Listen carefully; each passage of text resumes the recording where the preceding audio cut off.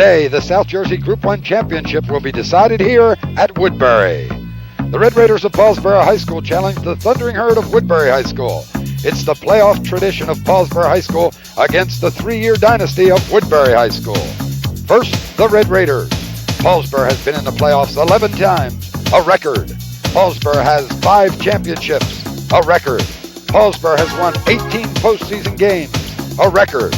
This is the 8th championship game for the Red Raiders, a record. On the other side, the team some are calling a dynasty, Woodbury High School.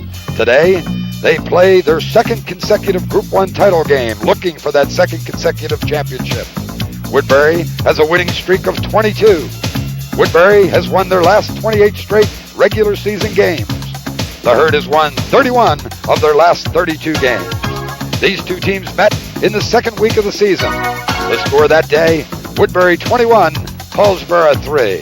Today, we're about to find out.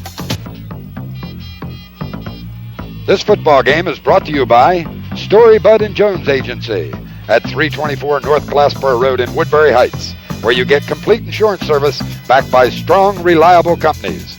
And by Cipriani Builders at 664 Mantua Pike, Suite 200 in Woodbury. For your next home improvement, call Cipriani Builders, a member of the National Association of the Remodeling Industry. And now, from Woodbury High School, Storer Cable Communications presents Championship Football. Today, the NJSIAA South Jersey Group 1 Final. The Thundering Herd of Woodbury High School welcome the Red Raiders of Paulsboro High School. Hi again, everybody. Mike Lindner along with Bob Shryock. We're here, as you can see, on a cloudy day, a little chilly day, but a good day, it appears, for football as they get together, Bob, for this South Jersey Group 1 final, a meeting that seems to be one that's becoming fairly regular. Woodbury and Paulsboro, they've met so many times in the last few years. 6 times in the last 3, Mike. As a matter of fact, 2 times in each season. And, of course, the first meeting this season was at Paulsboro High School regular season game. It was a 21-3 Woodbury win, but Woodbury really had more difficulty in that one than any other game except Collingswood this year, Mike. Paulsboro led that football game 3-0 late into the first half, made a mistake in the final minute of the half that led to a Woodbury touchdown, and then the Thundering Herd outscored them 2 touchdowns to none in the second half for what sounded like an easier victory than it was. And there's an interesting coincidence when you take a look at the records of the last few years between these two clubs. When it comes down to losses, interesting little statistic. Oh, it is an ironic twist, Mike, in so much as the last loss by Paulsboro High School was to Woodbury, the game I just talked about in the second game of this season. The last Woodbury loss was 23 football games ago, all the way back to the 1987 season when Paulsboro knocked off Woodbury 20-15 in the first round of the playoffs. Then, of course, Woodbury beat Gateway on Thanksgiving Day, launching that winning streak that is still intact today. Both teams, of course, powers in Group 1 the last couple of years, both teams coming out of the Colonial Conference. And when you talk about the similarities also, Bob, you got to talk about the similarities in the offenses between Paulsboro and Woodbury. Well, Mike, I think we're going to see 2 of the better option quarterbacks in South Jersey in this football game. Dwayne Stanton, obviously, of Woodbury High, is the more publicized of the two. He has had a magnificent career. He has not started a game as quarterback at Woodbury High that Woodbury has lost. They were 11-0 last season, the sectional champions. They're 10-0 coming into this football game. He is a gifted all-around athlete, loves to run with the football, has one of the highest yardage gain statistics of any running quarterback in the area. Also is effective throwing the football, Mike. He has thrown 6 touchdown passes, loves to throw, and I think that might be a wrinkle we'll see today in the football game that we normally don't see from Woodbury. I think we're going to see them throw the football more. Chuck Ramsey, the Paulsboro quarterback, only a junior, has had a tremendous season, been kind of hidden insofar as the great season by Stanton, some other quarterbacks in South Jersey, but he also is effective running the football, is a pretty good passer, has some good targets out there, and I think we're going to see a great matchup of quarterbacks who have similar talents. And interestingly, the coaches coming in here today. Larry Ginsberg on the Woodbury side, of course, the experienced guy. The guy's been around forever, now in his 13th season here at Woodbury, and that game experience and those years of experience will do Woodbury real well. But on the other side, Glenn Howard has a little magic because of the fact that he not only is now in his third year as a coach in a playoff situation, but also with his Paulsboro High School background, he can relate to the pride of Paulsboro High School. But Bob, when you look for keys in this ball game, and people have been doing it all week long, maybe for the last couple of weeks where they anticipated this matchup. There's all kinds of things you can point to, but I think you just might have the one key that's most important. Well, I think backfield depth of Woodbury, Mike, ultimately could be the difference in this football game. Larry Ginsberg has a luxury that most Group 1 coaches do not have. As a matter of fact, most coaches at any level in South Jersey, he can bring in waves of running back. He has gone as deep as 8 in the running back position this season in some of the blowout games for Woodbury, but he has great talent like Harmon, like Walker, like Fortson, like Billy Moore, who's having a magnificent season. You never know who's coming, so you can't key on anybody, and I think that can be a factor. Paulsboro is thinner at the running back position, although they've gotten great performances this season from Burnett and Cooper, but I believe the depth in the backfield with players kept continually being moved into the football game could be a key. All right, that's the view from Bob Shryock. We'll have a chance to talk to the coaches and also have the starting lineups. All that coming up after we pause for these messages. Stay with us.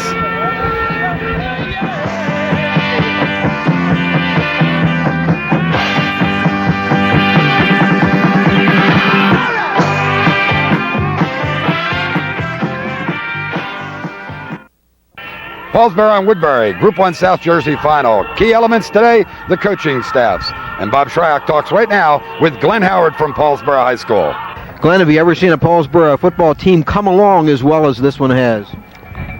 Well, we've had some good teams, but this one is a little bit special to me because we did start out 0-2, and a lot of people had gave up on us and wrote us off, but the guys kept confidence in themselves, and they continue to work hard throughout the week, and it paid off for them. Glenn, your first meeting with Woodbury, a 21-3 Woodbury win, but you had them 3-0 late into the first half, gave up a score before halftime, and then they took over in the second half. What did you learn from that loss to Woodbury? Well, we learned that we could play with them, a team of their caliber, and that, to play with them, we have to eliminate our mistakes, penalties, turnovers, missed assignments, and if we clear that up, we hope to come out today and come out with a victory. Glenn, is there one key to this football game as you see it going in? Key for us is just execution. Just execute our assignments, read our keys, and not give them big plays. Make them earn everything they get. Does their backfield depth concern you, Glenn? It certainly has concerned a lot of teams this season. No, not really. We know they got good people in the skill positions, but we feel as though we can match up pretty well with them in the skill positions. Like I said, the key is just execution of our assignments and limited to them on their big plays. I understand you had a great week of practice, Glenn. Yeah, we did. The guys came out. They had good enthusiasm. They worked real hard, and they seem to be ready to play today. Okay, Glenn. Congratulations. Good luck. Thank you very much. Back to you, Mike. Glenn Howard, Paulsboro High School, looking for a victory today. And, of course, on the other side of the field, it will be the veteran, Larry Ginsberg from Woodbury High School with Bob Shryock. Larry, second time you've met Paulsboro this year, 6 times in the last 3 seasons. First game a tough one, but you beat them 21-3, and they played you tough. What did you learn about that Paulsboro team in that contest, Larry? Well, really, Bob, we, they just play like Paulsboro. They come after you. A lot of team speed, a lot like us, a lot of same type players, and I think that's why it's always such a good matchup. These teams we play the same. We have same type kids, and I think that's why it's always going to be close. Can we look for the same kind of approach to this game as you had the first time you played them, Larry? Well, we've got a couple wrinkles that we've put in. I think that are going to be a little different. We may go to a little bit of 2 tight ends, and make them. Last game we found that they played in some overshift and wanted to take away our strong side, and we think if we go with 2 tight ends that they're going to, that they'll have to even up with us a little bit, and so we'll try that and see if that has any effect, and see if that doesn't change their game plan around a little bit. Good week of practice, Larry? Yeah, we had considering the time of year, we've had a great week of practice. I think the last 4 weeks we've had good weeks of practice. We've gotten better in the last 4 ball games, I think, Bob. Right now, I'm hoping that we're just going to peak out and play our best game of the year today. Got a break from the weatherman today. Not quite as cold as it was 2 years ago. Well, I think as long as Sol stays out, we'll have a nice day. I'd imagine it'll still be a little nippy if the sun goes in. But hey. Just there's no snow and there's no rain. I don't feel much of a wind. I just think it's going to be a great day for it. Good luck, Larry. Thanks, Bob. Okay, Mike, back to you. That's the view from the coaches. And now the participants in today's game, the starting lineups. For those lineups, let's go to public address announcer Bill Dixon. Bill? Ladies and gentlemen, here's how these two great high schools earned the right to appear in this state championship game. The visitors from the Colonial Conference. The visitors from the Colonial Conference, they ended their regular season with a record of 7 wins, 2 losses, and no ties, earning third place honors in the Colonial Conference. They were awarded the number 3 seed in South Jersey Group 1. In the opening semifinal round of the playoffs, they traveled to Gloucester City High School and defeated the Lions 14-6. That victory earned them the right to participate in today's championship game today. Ladies and gentlemen, with an overall record of 8 wins, 2 losses, and no ties, please welcome the Paulsboro High School Red Raiders. The home team from the Colonial Conference, they ended the regular season with a record of 9 wins, no losses, and no ties, and they were crowned champions of the Colonial Conference for the 3rd consecutive year. They were awarded the number 1 seed in South Jersey Group 1 while being ranked as the number 2 high school football team in South Jersey. In the opening round of the playoffs, they hosted Burlington Township High School and defeated the Falcons 28-6. That victory earned them the right to participate in the state football championship.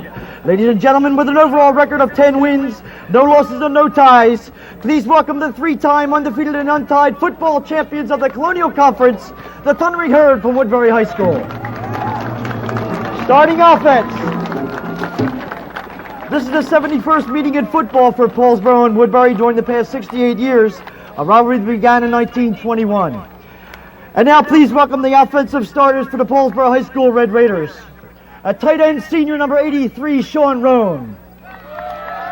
A tackle, senior number 74, John Grelly.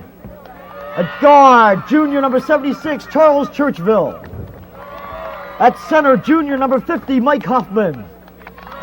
At guard, junior number 53, Alonzo Brown. At tackle, senior number 64, Randy Harbison.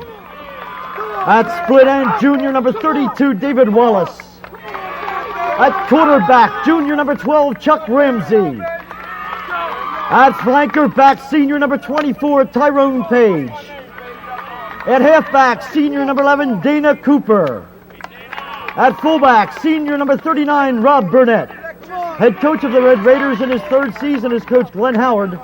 Paulsboro High School Athletic Director is Mr. Bob Frederick. And now the offensive starting unit for the defending South Jersey Group 1 state football champions, Woodbury's Thundering Herd. At split end, senior number 21, Rodney Miller. At right tackle, senior number 63, Scott Cordy.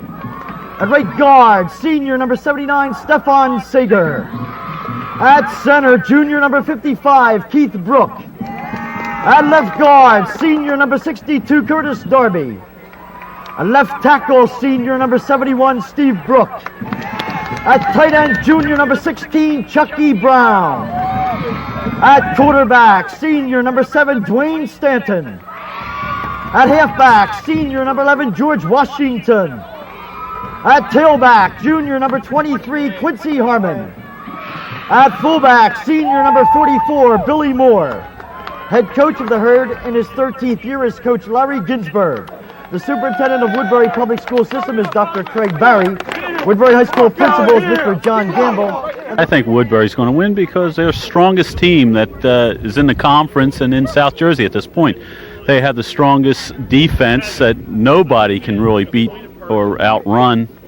If the opposing team goes to a pass, they have that covered. If they go running, they can't get past our guys. As far as our offense, nobody can beat them again. They have been proving it all through this year. Well, I was captain of the 1933 team, and I think this is one of the best teams I've seen.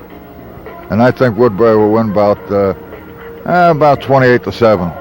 Paulsboro's going to win because my grandson Billy Neves is the player there. He's going to do the game. Woodbury's going to win because they have the more balanced team. Everybody plays for everybody else, and there's no individual star. Well, I'm from Paulsboro, so naturally I'm rooting for Paulsboro. And why? Because Paulsboro has improved tremendously since last time they met.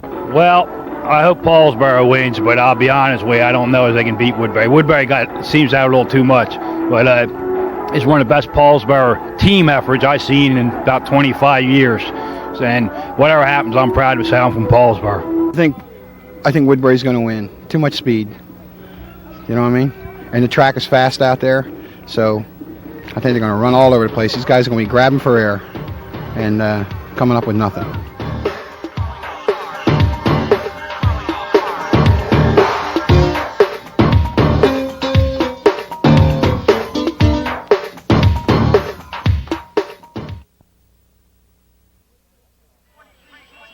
Championship football from Woodbury High School, the South Jersey Group 1 championship game.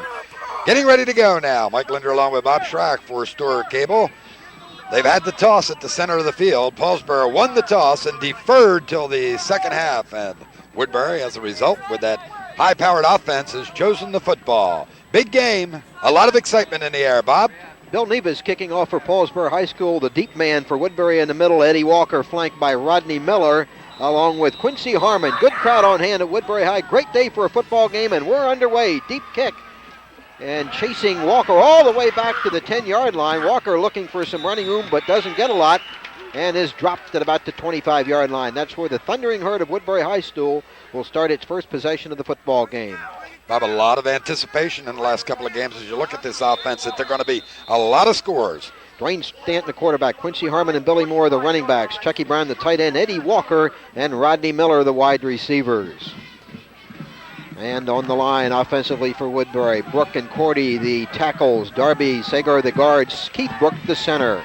First down and 10 for the Thundering Herd, and the handoff to Harmon. And Harmon still on his feet, battling for yardage across the 30-yard line. The ball is loose, and Paulsboro has the recovery. Alonzo Brown recovers the fumble by Harmon after Harmon picked up about 7 yards, and the first big break of the football game right here. And I'll tell you what, Bob, if this were the pros and had the instant replay, people would be in the stands yelling, replay, replay. The question is whether or not the ground causes this fumble, as we'll see how well we can see it on the replay here. Looks like he's down.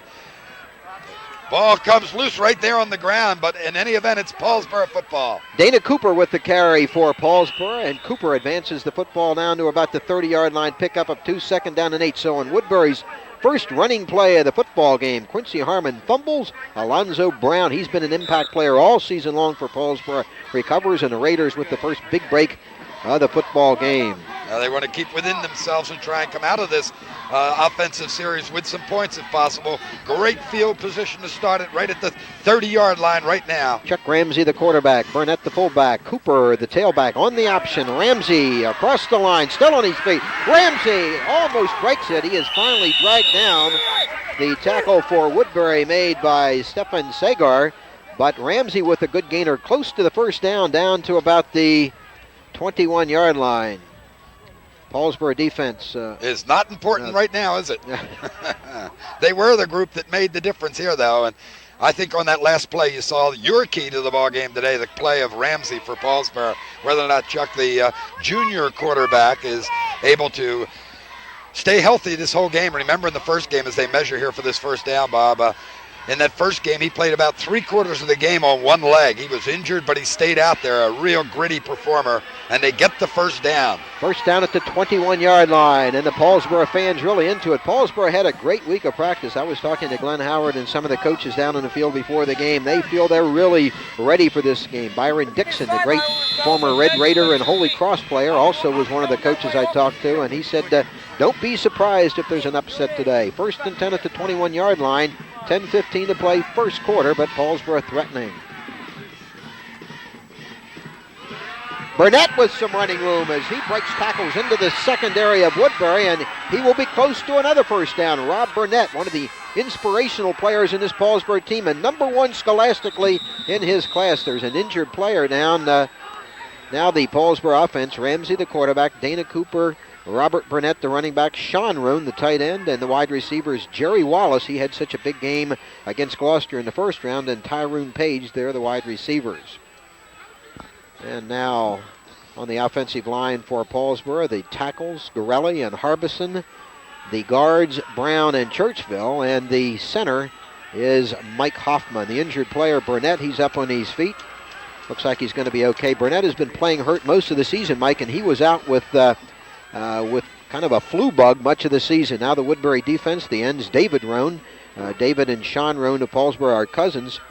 Wilmer apparently has been replaced as a defensive end, not playing today. Scott Cordy and Sager the tackles, and Steve Brook is the nose tackle. It is second down and about 1. The linebackers, Moore, Fortson, the cornerbacks, Harmon, Walker, Miller, Washington, the safety. Second down and 1 for the Red Raiders. The ball at the 12-yard line. The quick pitch and a great play in the corner by number 44, Billy Moore. Fine two-way player from Woodbury. Nothing doing there as Jason Diggs on his first carry is thrown for a loss of about a yard back to the 13, and it'll be third down and 2. At this point now, they've got to get to the outside. They looked like they had the opening that time for the first down as Diggs came in and replaced Burnett. It looked it was there, and then it closed so quickly with Moore's reaction. But they've got to get to the left side, to the outside, Bob, and think about maybe Wallace going against Quincy Harmon one-on-one into the end zone. Cooper gets the pitch, and Cooper! There it is. Almost strikes it into the end zone, is knocked down at the 5-yard line after getting the first down as Rodney Miller makes a touchdown-saving tackle. But another first down for Paulsboro, and the Raiders with a first down and goal. The ball right inside the 5-yard line. That's where we felt the opening was, to the left side. The way when they were sending the wide receiver to the left that time, Harmon was the only man going out with him, and they were leaving a weakness on the leverage position to the right defensive side, the left offensive side. The opening was there, and Paulsboro found it with that power pitch. Burnett back in it, fullback, replacing Diggs. Burnett sat out a couple of plays. He's okay. 8:40 to play first period. Paulsboro threatening. And Burnett with the carry. He gets down to about the 2-yard line before he is driven back. Now take a look at the play here. It's a good power pitch. No option on this one at all. Just give it to Diggs, and then he makes the good cut back to the inside. Harmon has to come across and make the reaction here. That was Cooper on the carry. Yes, Dana Cooper. Ball down to the 3-yard line. Second down and goal for the Raiders. They are trying to capitalize on a fumble recovery on Woodbury's first play from scrimmage. Operating out of the I formation. Ramsey optioning right. Ramsey knocked down at about the 2-yard line. Initial hit made by George Washington, who's the big hitter on this Red Raider or this Woodbury football team. Some of the big crowd on hand at Woodbury High, and boy, we got lucky with the weather today. It's a gorgeous day. There was a threat of snow. There's Glenn Howard on the far side of the field. Magnificent job coaching this Paulsboro team. 8 consecutive wins after opening losses to Collingswood and Woodbury. And the advance only to about the 2. It'll be third down and goal. So Woodbury's defense trying to dig in and hold the Red Raiders here. Trying to spread the defense now with a slot to the right side and then a wide receiver to the left. And because of that change, not normally coming out of that, Ramsey says, we need a timeout. It's too important down here. They'll take time to talk about it. We'll take time for these messages.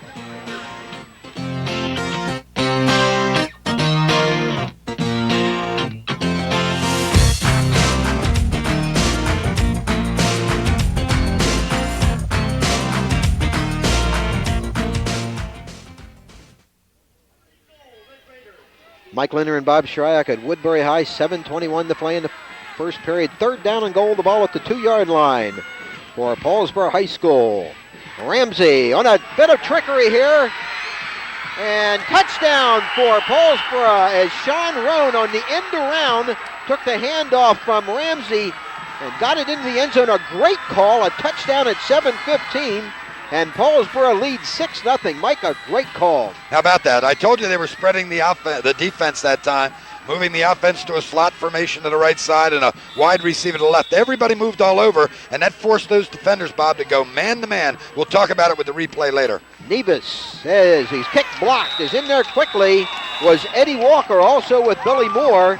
And Woodbury blocks the extra point kick attempt by Bill Nevis. However, Paulsboro, on the strength of a 2-yard touchdown run by Sean Roan, leads this football game 6-0 with 7:15 to play in the first period. Eddie Walker doing the job blocking that kick. Great all-around player for Woodbury High, but the Thundering Herd has not been behind in many football games in the last 2 years, Mike. They're going to have to come from behind a little bit in this one. Yep, the This 30-yard drive going to be capped off by this end around. Everybody was split wide, covering man-to-man, which allowed this kind of cross action. And the guy who had Roan responsibility had to cross all the way across the defensive backfield. And then Roan did a great job to struggle into the end zone. But you're right, crossing them up with that play in that situation. A 3-minute and 20-second drive, 30 yards with 2 first downs and a touchdown. 2 great Roans in this game. Sean Roan of Paulsboro scoring that touchdown. David Roan, a great impact player for Woodbury. Quincy Harmon at the 10-yard line taking Davis's kick. Harmon almost breaks through the seam, still on his feet, and dragged down from behind by Dana Cooper, saving a touchdown, but a long return by Quincy Harmon. Of course, Paulsboro has to be concerned about that tremendous Woodbury team speed, and the Thundering Herd answering by knocking right back at the Paulsboro door at the 44-yard line of Paulsboro. Nevius coming up with 2 outstanding kickoffs, the first one to start the game and then this one really driving back. But Bob, it looks like old-time football as the Thundering Herd get almost the old flying wedge up in front of him, and he just finds the seam when it opens up, and then there's that speed you talk about, and only the accompanying speed of Cooper catches him. And Harmon gets the call. Harmon diving for yardage inside the 40-yard line. And Mike, as we look at the Paulsboro defense, the player replacing Rick Tucker is Albert Frisbee, a sophomore. Here's the defense. Sean Roan, James Davis are the defensive ends. Harbison Gorelli, the defensive tackles. And I believe Skipwith is a wrong player there. Number 40, Albert Frisbee, is in there at Tucker's spot. Burnett Brown, the linebackers. Wallace Ramsey, Bennett, and Diggs, the defensive backfield for Paulsboro High School. Pick up of 5, 2nd down and 5. Walker, the motion man. And Stanton on the option pitch to Walker. A lot of room on the corner. Walker, one man to beat. Walker on his feet. Nobody's going to get him. Just that quickly. Woodbury High on 2 plays bounces back on a touchdown run of 38 yards by fast Eddie Walker, and it's a 6-6 football game, and that's where Dwayne Stanton is so dangerous. Mike, there was all kind of room on that corner. Well, the room is going to be a result of a defensive error made by the other quarterback on the other side, Chuck Ramsey, playing quarterback. They came up and played Stanton perfectly, but Ramsey came in and tried to give support. He had outside leverage and gave the room to Walker to go in. You'll see it a little later. They had to strike back quickly, didn't they, to deflate Paulsboro after that opening turnover that led to the Red Raider touchdown. Mike DeMartile, 36 successful extra points from placements this year. Will try to untie it for the Thundering Herd out of the hold of Rodney Miller. Good snap, good hold, strong kick, and it's good. 37 extra points for DeMartile, and Woodbury at 6:06 of the first period leads 7-6. All kind of fireworks. We'll be back.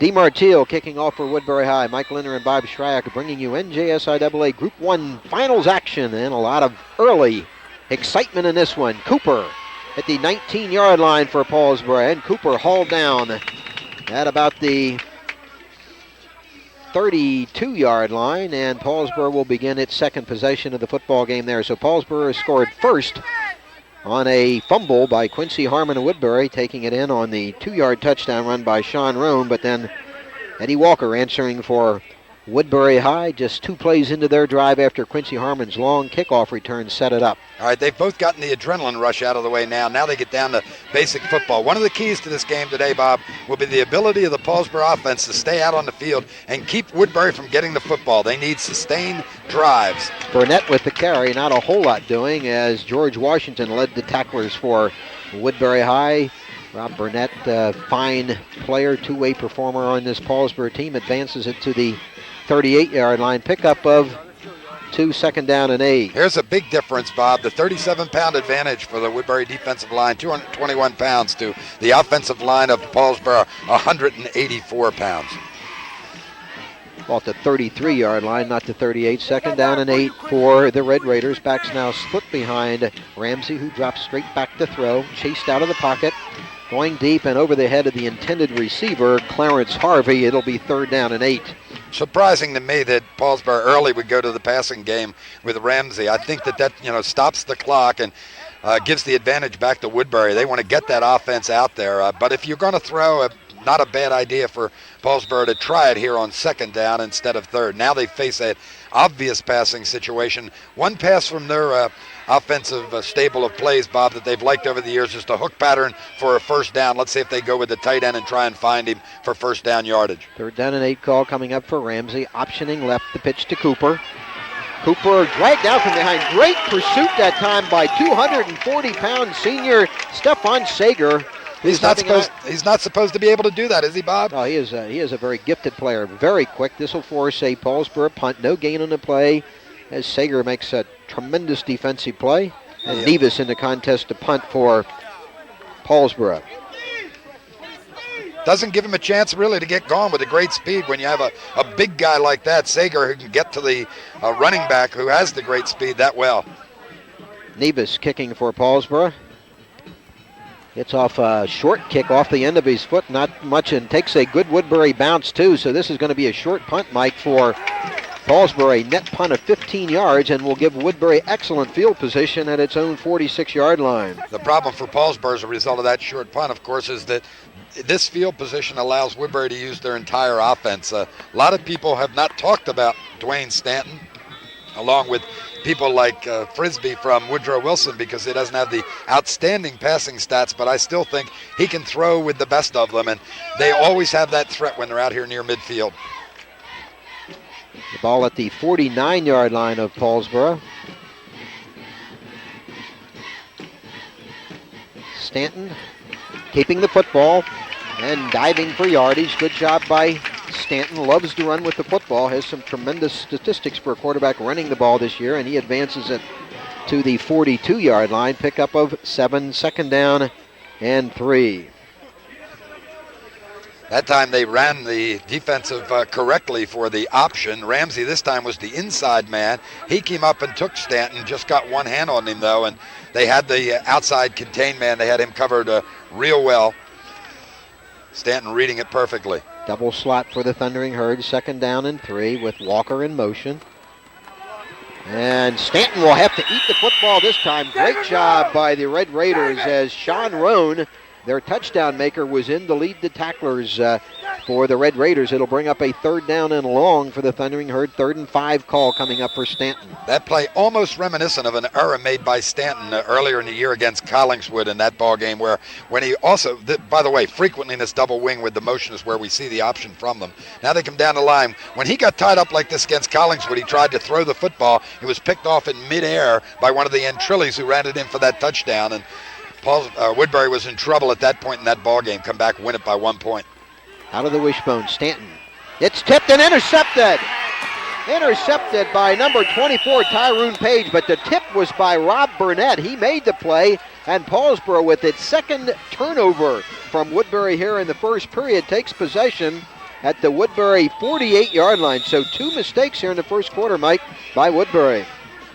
The play here made, as you point out, by Burnett. Here Stanton comes. He looks on the look-in pattern to Miller. Miller did clear in front of Page, interestingly enough, but Burnett gets it up. See, Miller's open, and then Page gets the football and turns it upfield, and Paulsboro now with another opportunity. 1st and 10 for the Raiders. Burnett tripped up. The play made by Scott Cordy of Woodbury High makes the defensive play, and no gain. It'll be 2nd down and 10. Cordy coming up with one hand. He's down. He's blocked on the inside, but he reaches out that left hand and knocks the runner to the ground with that strong left arm. Very, very strong team. Group 1 entry, Woodbury. Been in the weight room a lot, you can bet. One of the biggest Group 1 schools we've seen in a number of years. 2nd down and 10 for the Red Raiders. Ramsey fakes the draw play. Ramsey going deep and over the head of the intended receiver, Tyrone Page, but excellent one-on-one coverage by Eddie Walker. This will make it a 3rd and 10 from Paulsboro from its own 47-yard line. 1 minute, 41 seconds to play first period. 7-6 lead for Woodbury. Now, what we've seen in 2 series now is attempted passes on 2nd down. Last time on 3rd down, remember, they went back to the option play, and that's when Sager made the tackle from behind. Let's see now if their game plan is to forget the pass on 3rd and go back to a running game, trying to catch Woodbury in a changing defensive mode. 3rd down call for Ramsey. Wallace and Harvey the receivers. And the pitch to Cooper. Cooper slips, trying to cut it back inside, and will gain only about a yard on the play and will force another Paulsboro punt. A good punt here will work out, though. A game changes so frequently as a result of the kicking game. If Paulsboro is able to get the kick down deep and get good coverage and not have a return against them, they will have benefited as a result of that turnover anyway, because remember, Bob, the last punt was so short, they're fortunate to have come up with the interception. Harmon and Miller deep. Nevis the punter for Paulsboro. It's a good snap. Much better punt this time by Nevis. Fair catch called for by Miller at his own 24-yard line. Woodbury will start from there. First down and 10 with 1:03 to go. First period. 7-6 lead Woodbury as the Thundering Herd tries to do something, Mike, that only one school in South Jersey history, Cherokee, has accomplished, and that's in the back-to-back 11-0 seasons. High school wrestling, of course, the South Jersey Invitational Championship of Champions. We'll see that January 2nd and 4th at 8 p.m. on Channel 5, and that will be at Glassboro State College. That tournament orchestrated by Charlie Lamb and Ralph Ross at Highland Regional High School, bringing together some great high school teams from throughout the country. First down and 10 for Woodbury. Hand off to Moore, and Moore will get only a couple of yards. Tough Paulsboro defense. They've given up only 10 touchdowns all season long in 10 games, and 3 of those were in the loss to Woodbury in the second game of the season. 3-yard pickup to the 27, second down and 7. Clock running with 40 seconds to play in the first. Larry Ginsberg calmly looking on.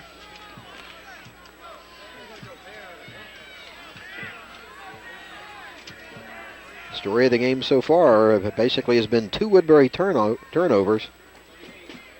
And nothing doing here as the Paulsboro defense tough again. Dave Fortson with the carry for the Thundering Herd. Got a couple, but it'll be 3rd down and 5. That might have been the final play of the period. Well, they tried first to plunge off the right side, then come back with the counter action to the left side, try and get the Paulsboro linebackers sliding, but they held their ground well. Paulsboro defensive line, Bob, does not try penetration. They try and keep the blockers off the linebackers, which is the best way to play defense in any event. It was a good one first quarter here. 7-6 Woodbury. We'll take a break from Woodbury High. Be back with more of the NJSIAA Group 1 sectional final.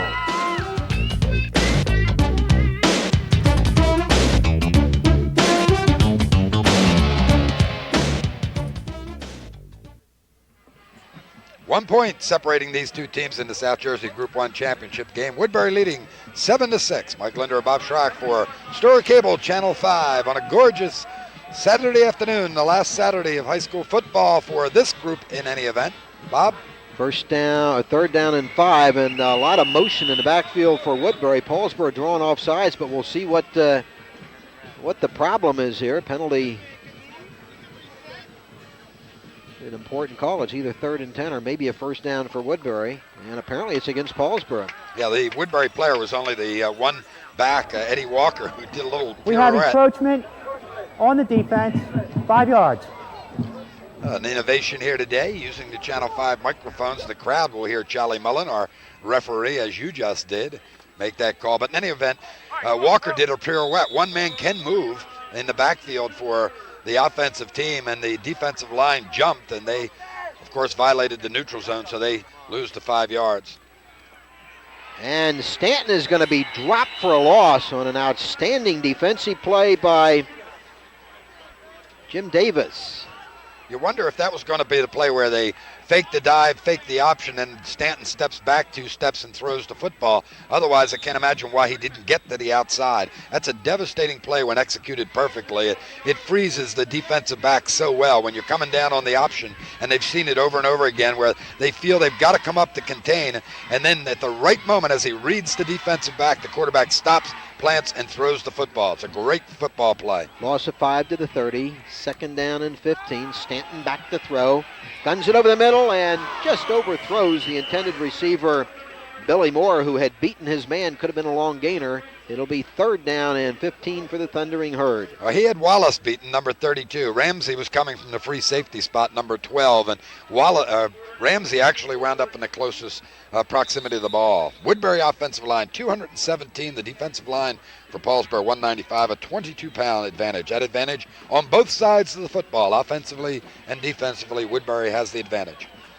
Passing down coming up again for Stanton. 3rd down and 15 from the Woodbury 30-yard line. Stanton guns it over there. Intercepted by Harvey. Harvey down the sideline. Knocked out of bounds by Harmon, but a mistake there as Tyrone Page with his 2nd interception of the first half. The 3rd turnover against Woodbury. Lots of mistakes by the Thundering Herd in this first half. The Paulsboro fans love it. And again, Paulsboro with a great opportunity to score here and regain the lead as Page returned it to the 17-yard line. Stanton wasn't on the same page as the receiver, Bob. The receiver running a sprint right downfield. See him? He kept right on going. There's Page, waited for the football where Stanton thought the receiver was going to be. So the Raiders with another great opportunity. Burnett and Cooper behind Ramsey, and they try the end around again that they scored on with Roan. He has some room. He'll be tackled by Harmon, but drives ahead for additional first down yardage inside the 10-yard line. They have a good thing going with that play, so why not run it again? They're finding Woodbury in a man-to-man defense, apparently, and scouting-wise, they at least anticipate that, and as a result, they're sending people all over the place to take the defensive backfield out of the play and then come back with the counteraction the opposite way with the end around. Hey, if you get a good thing, go with it until they stop it. Just do it at the right time. 1st and goal, the ball at the 7-yard line. Paulsboro trailing by a point. Great chance to regain the lead here. Pitch to Cooper. Cooper trying the corner. Cooper in for the touch. Is he in? Yeah, touchdown. Dana Cooper swinging around left end.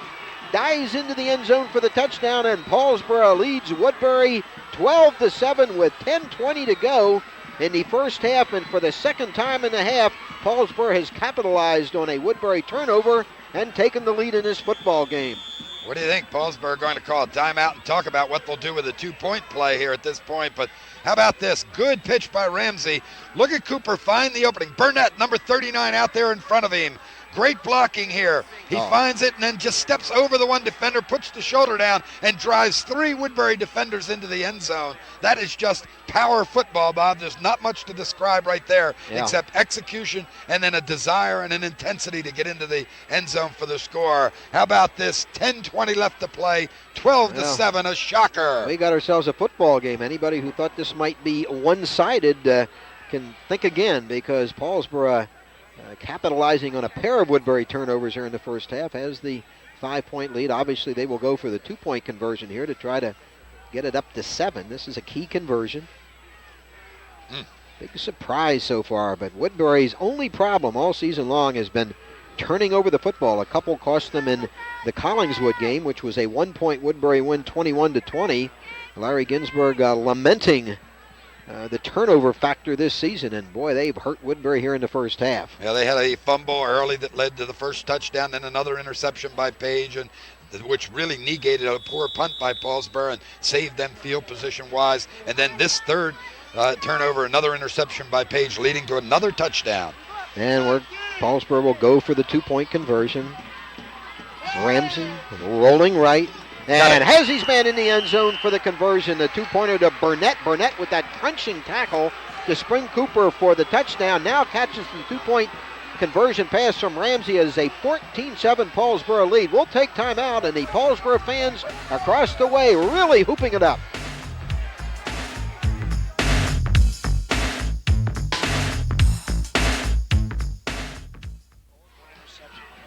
Early surprise at Paulsboro High School. The Red Raiders, the underdogs, just about everybody's mind, leading Woodbury 14-7.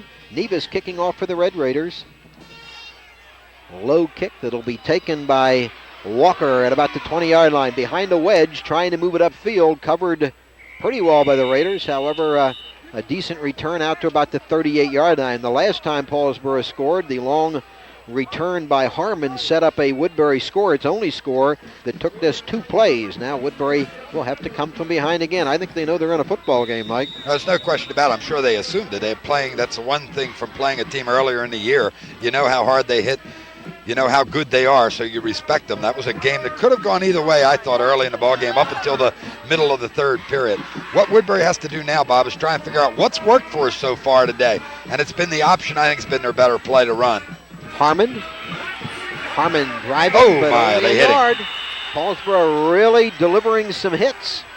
Only about a yard for Harmon. Burnett over there. Burnett playing an outstanding first half. Both sides of the football for Paulsboro. A pickup of only about a yard. 2nd down and 9. The thing to watch on this is the hitting from the Paulsboro side.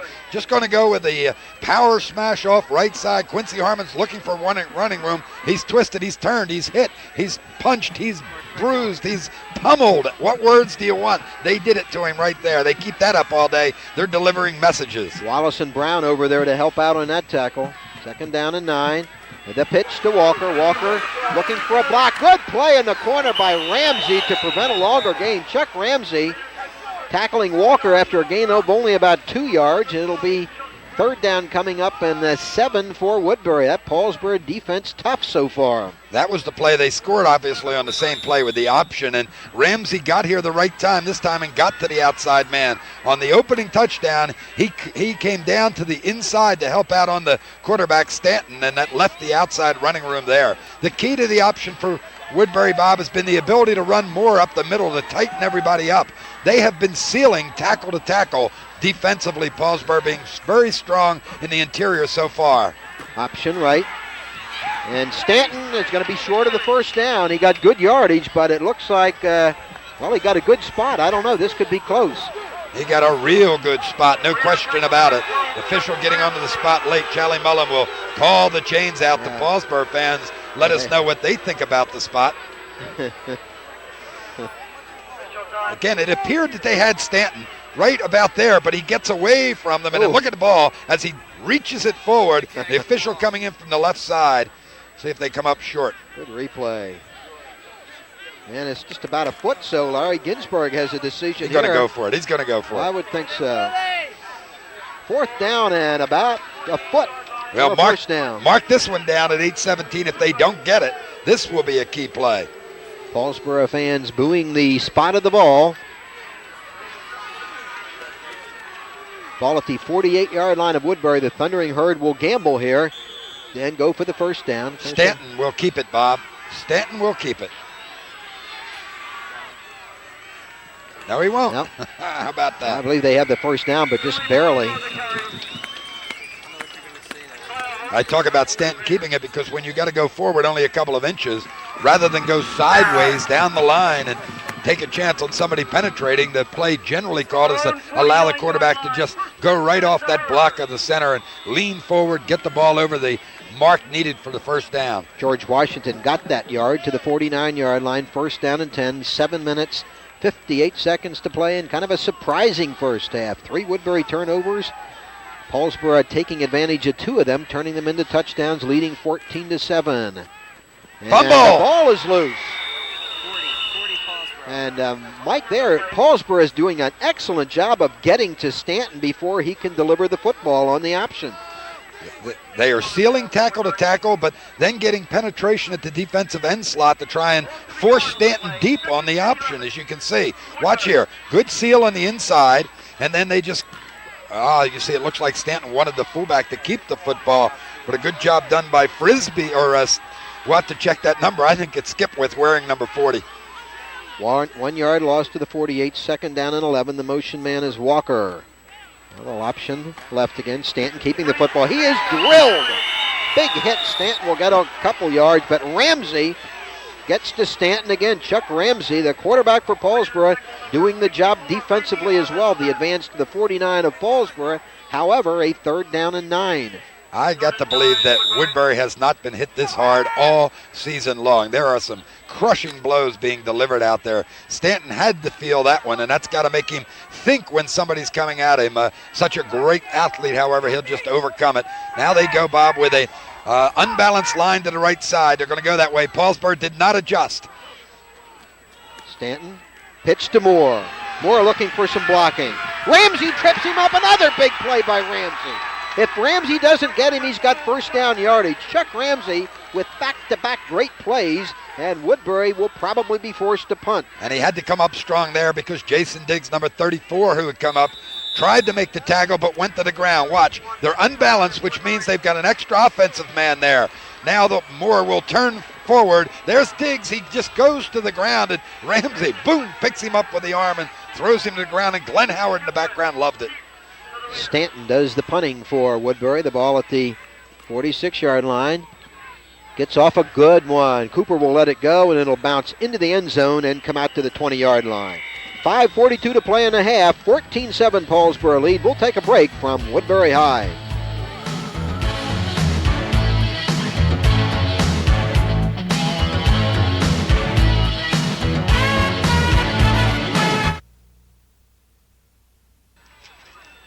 Paulsboro with the football. Mike Lindner and Bob Shryock at Woodbury High for the Group 1 sectional final. Paulsboro leading 14-7. Late stages. First half, Ramsey to throw. Has lots of time. Going deep. Wallace momentarily open. And good coverage by Quincy Harmon on the play, as Wallace had beaten him by a step or two, but Harmon adjusted, got back to the football, incompleted pass. How about that play, huh? Trying to shock them on the opening play after the turn of the ball over to Paulsboro on that one. Wallace was clear, Bob, 10 yards downfield, and I don't think that Ramsey anticipated that and waited too long to deliver the football and allowed the speedy defensive backs to get there, but man, was he open. 2nd and 10 call. The backs are split behind Ramsey. The ball at the 20-yard line of the Red Raiders.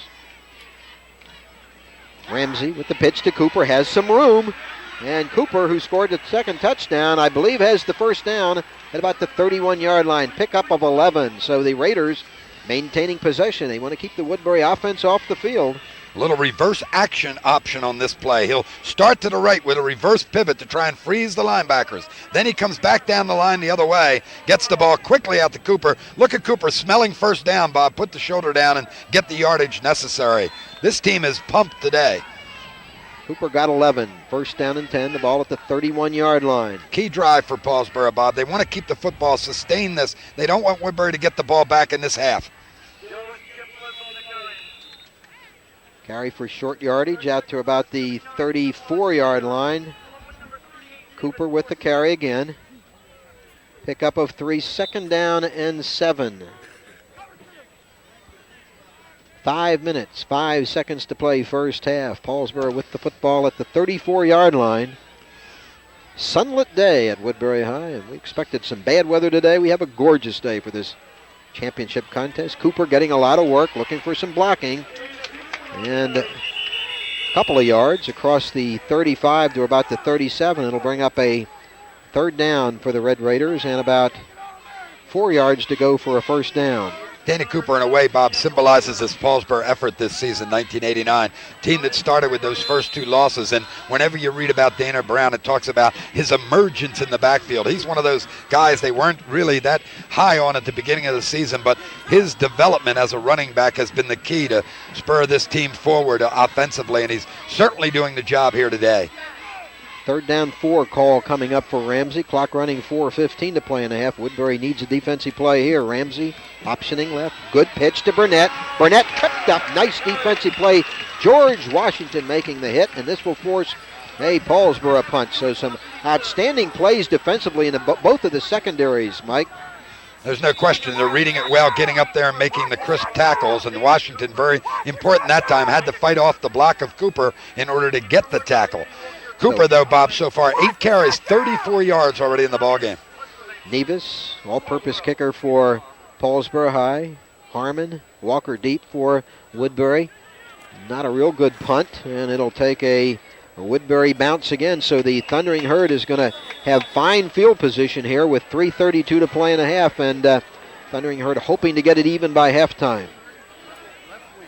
Going to come down, as we expect any time in a tight ball game, to the key player on your club. And the key player on Woodbury, although it's an outstanding, well-rounded club, no one would argue the fact, Bob, that Dwayne Stanton is the key. Larry Ginsburg calls him the trigger. He's the one that sets the offense in motion. So if that's the case with 3:32 to go and down by 7, you got to anticipate options and passes. Options and passes. Doesn't mean they'll start it with the first play that way, but they'll build into the option. And Dwayne has not had a good first half so far. He's going to keep the football here, and not much doing as he keeps it and tries to cut it back inside, but a pickup of only about a yard. An outstanding first half defensively for Paulsboro High School. Jim Davis making the tackle.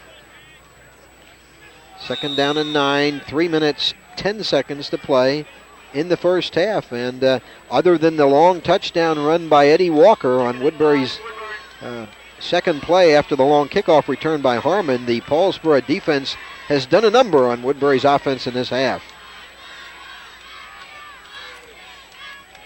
Stanton pitching to Fortson. Fortson has some pretty good running room as he advances the ball across the 45 to the 46. It'll bring up a third down for the Thundering Herd. Clock still running with 2:40 to go in the first half.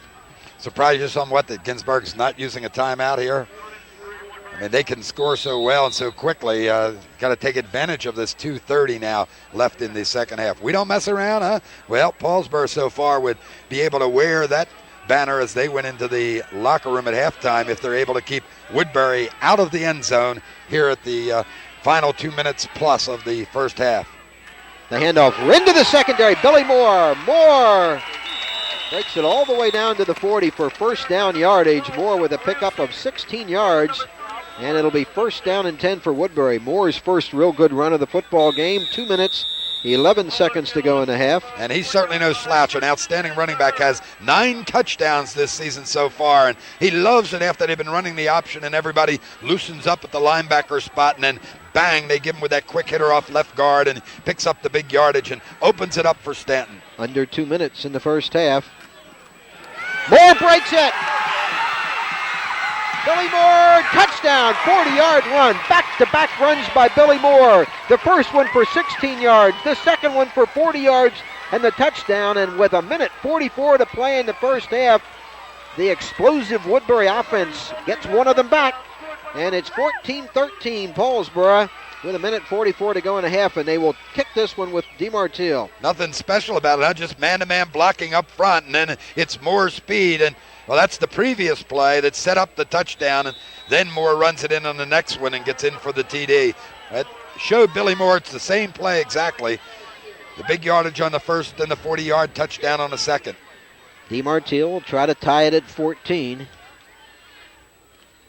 Good snap and hold, and a bad kick. It's under the crossbar, so DeMartile, who has not missed many this season, misses one here. And Paulsboro maintains its lead 14-13. Here's the touchdown. Now watch the blocking at left guard. It's an X block. See it right there? Oh, good block up front. Excellent job done by Curtis Darby that sets him free. And then Wallace says, hey, I'm not going to catch him. I'm a little surprised at the effort of Wallace tailing off. I think he may have misread where the touchdown was. 14-13. We'll be back with the final 1:44.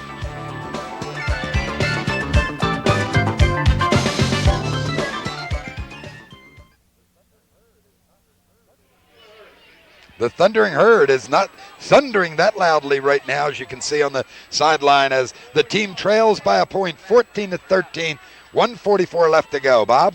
Well, we got a dandy. DeMartile kicking off. Wallace Cooper, the deep man for Paulsboro. DeMartile off the side of his foot, but this is going to be a tough one to handle. Cooper at the 18 and covered well by Woodbury down there on the special teams. That's going to probably be a late hit call after the good tackle by Wayne Swanson. The surprise, Bob, on a late hit is a late flag. Usually if you get a late hit, you get a quick flag. That time it comes out of the pocket very late. Is that what the call is going to be? Charlie Mullen, let's hear what he says.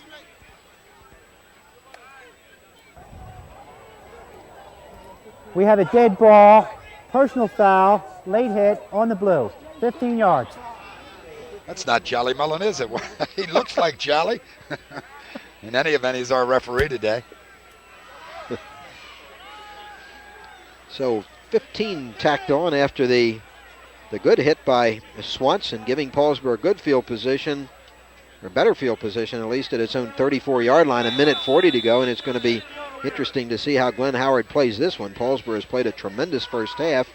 The difference in the ball game right now is the successful two-point conversion after the second Paulsboro touchdown. That was the Ramsey to Burnett pass for the two-point conversion. I sure don't try and score. How about you, Bob? I just want to take the time and hope Woodbury doesn't. Oh, look at this. They're going to go for it. And he's going deep. Wobbly pass by, oh boy. Wallace had the football. He had Harmon turned around on the play, even though it was not a great pass by Ramsey. It was catchable by Wallace, but he just couldn't get there. And that's an incompleted pass, 2nd down and 10. They must have decided they can throw long on Woodbury. Every pass that he's attempted has been a long one so far. And even in this situation where if you are going to throw, generally you take it in 7 to 12-yard chunks at this point because you anticipate some kind of a prevent defensive alignment from the Woodbury side. But, hey, they're going to throw the ball up and long. 2nd down and 10. The ball at the 35-yard line. Minute 14 to go in the half. A little audible change with the tapping of the helmet. Now Burnett straight ahead football. The tackle made by Steve Brook, one of 3 Brook brothers playing in this football game. You wear their suits, don't you? I used to. I could afford them. 3-yard gain, 3rd down and 7. Under a minute in the first half. Woodbury in no hurry to stop the clock here. And Paulsboro not calling timeouts to get a chance to get the football back. A surprising strategy. 45 seconds and the clock running. 3rd down and 7 call.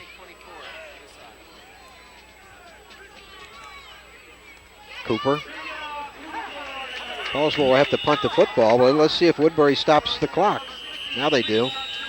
Woodbury calls timeout with 30 seconds to go, so an opportunity here, Mike, if they can block this punt, to get a couple cracks at the end zone before halftime. Well, they have not really put pressure on Nevis in the last couple of punts that he had. He had all the time he wanted to get ready back there, and he punted the ball 3 times, 1 good one and 2 that went to Woodbury's favor. But if they do decide to come, it'll be the first time he feels pressure all day today, and sometimes you can get a block out of that situation when the kicker is relaxed, assuming, hey, this is simple. They're just bringing a guy from either side to contain me, to keep me from running the football. I'm going to have plenty of time. I'll execute it perfectly. And then all of a sudden, here comes a couple of guys he didn't anticipate. He can alter his steps and find himself in trouble.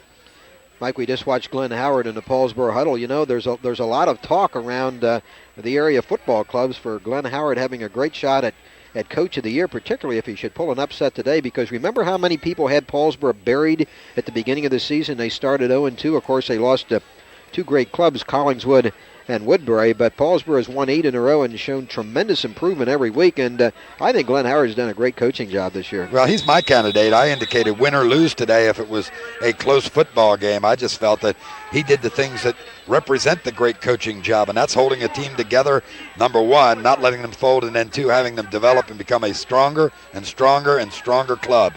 Paulsboro has to watch Eddie Walker here, a great return man, but he's not going to get a chance to pick this one up as Paulsboro covers it quickly. The ball rolling dead at about the 27-yard line. So 21 seconds to go.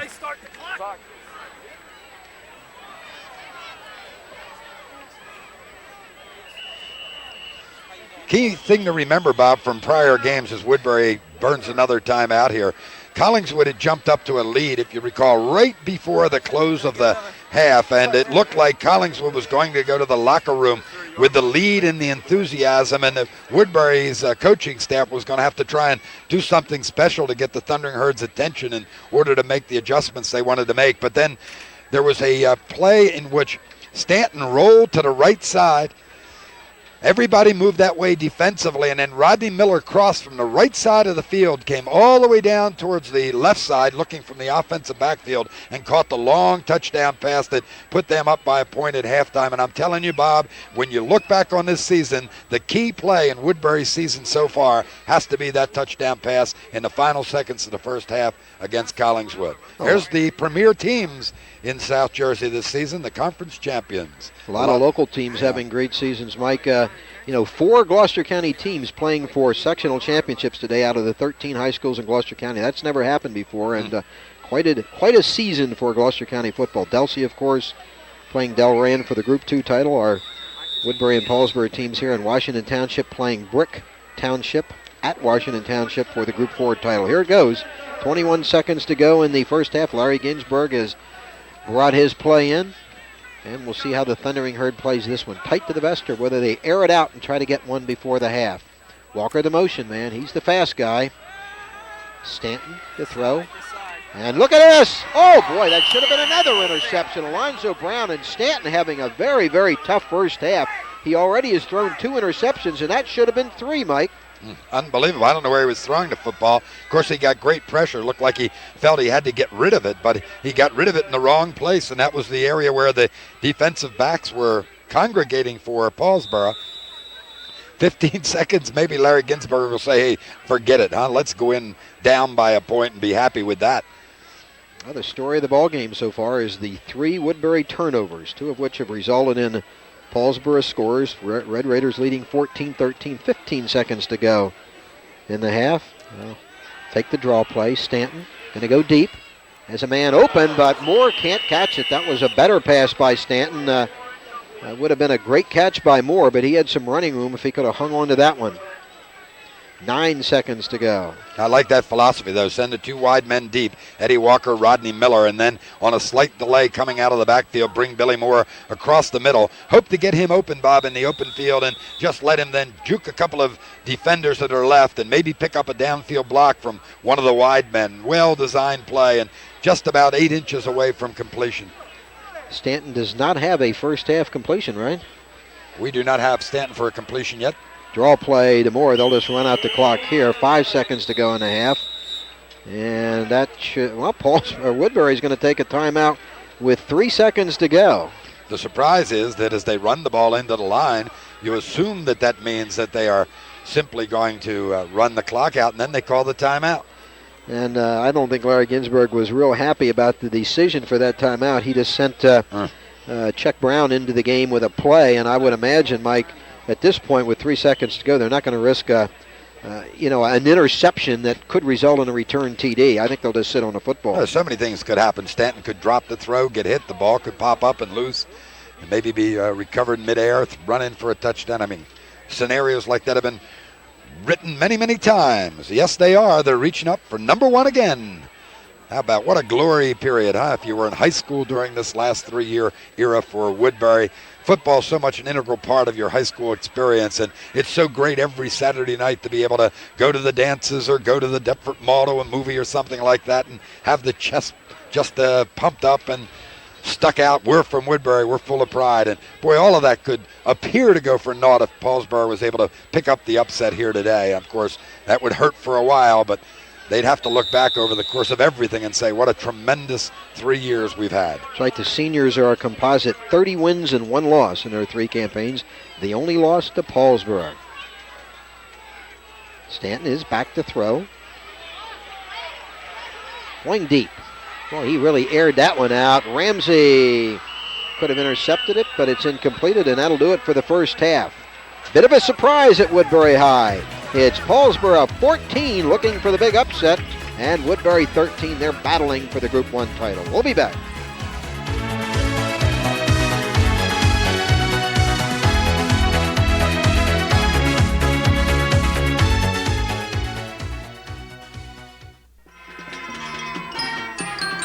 One point separating Paulsboro and Woodbury. The Red Raiders on top, 14-13 over the Thundering Herd.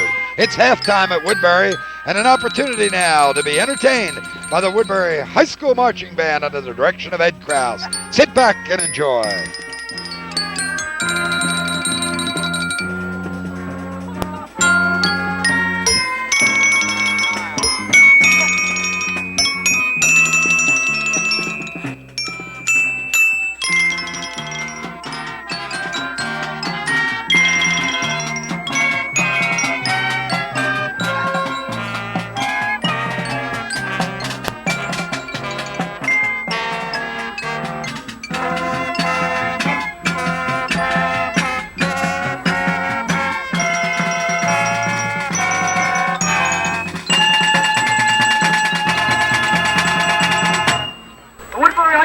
Thundering Herd Marching Band.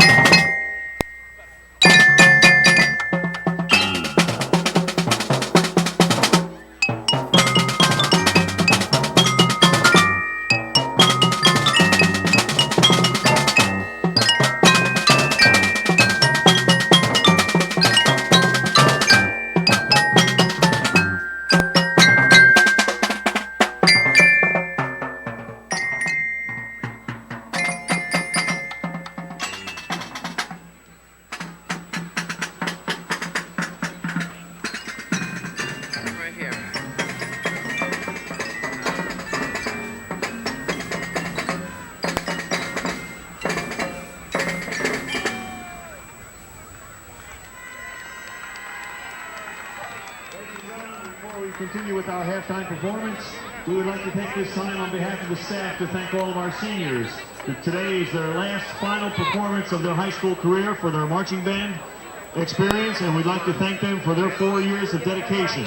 We'd like to thank our drum major, Miss Nanette Marvin, our tenor sax solo, and Johnny Good will be April Stevenson. Nanette also plays the flute. In our percussion section, and our front sideline bass player, Brian Michaeluk, Kelly Conlon, Jennifer Jones. Back on trumpet is John Charchet, and Jennifer Heisinger, and color guard Sean Holmes. Ladies and gentlemen, our seniors, the class of 1990.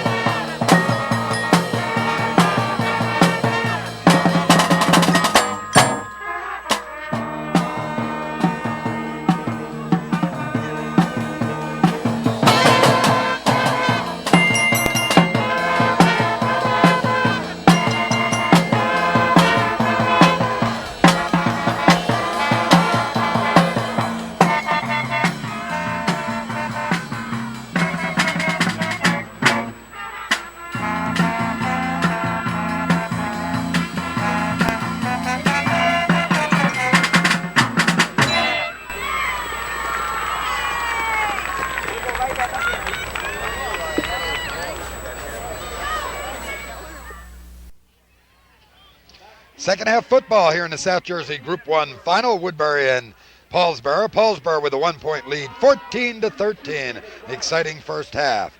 Mike Lindner and Bob Shryock for Story Cable Channel 5. It was a good one, Bob. It was an enjoyable one if you're just a football fan, and a tense one if you're from Woodbury and/or Paulsboro. Paulsboro leading 14-13. They deferred after winning the toss at the start of the game, so they're receiving DeMartille's kick to start the second half. Cooper, who had a good first half, picks it up on a couple of bounces at the 17-yard line, and Cooper has a chance to break and one man to beat. Cooper down the right sideline, finally forced out of bounds by Eddie Walker. They leave Walker back because of his speed to avoid that kind of problem, but a tremendous return by Cooper after he had difficulty picking up the football, and the Red Raiders knocking on Woodbury's door at the 39-yard line. Can you imagine if he broke that one, what it would have done to the enthusiasm on the Paulsboro side, and what it would have done in terms of any pep talk or excitement that Ginsburg could have put into Woodbury for this second half. What a tremendous opportunity for the Raiders. They lead it by a point, looking for the big upset.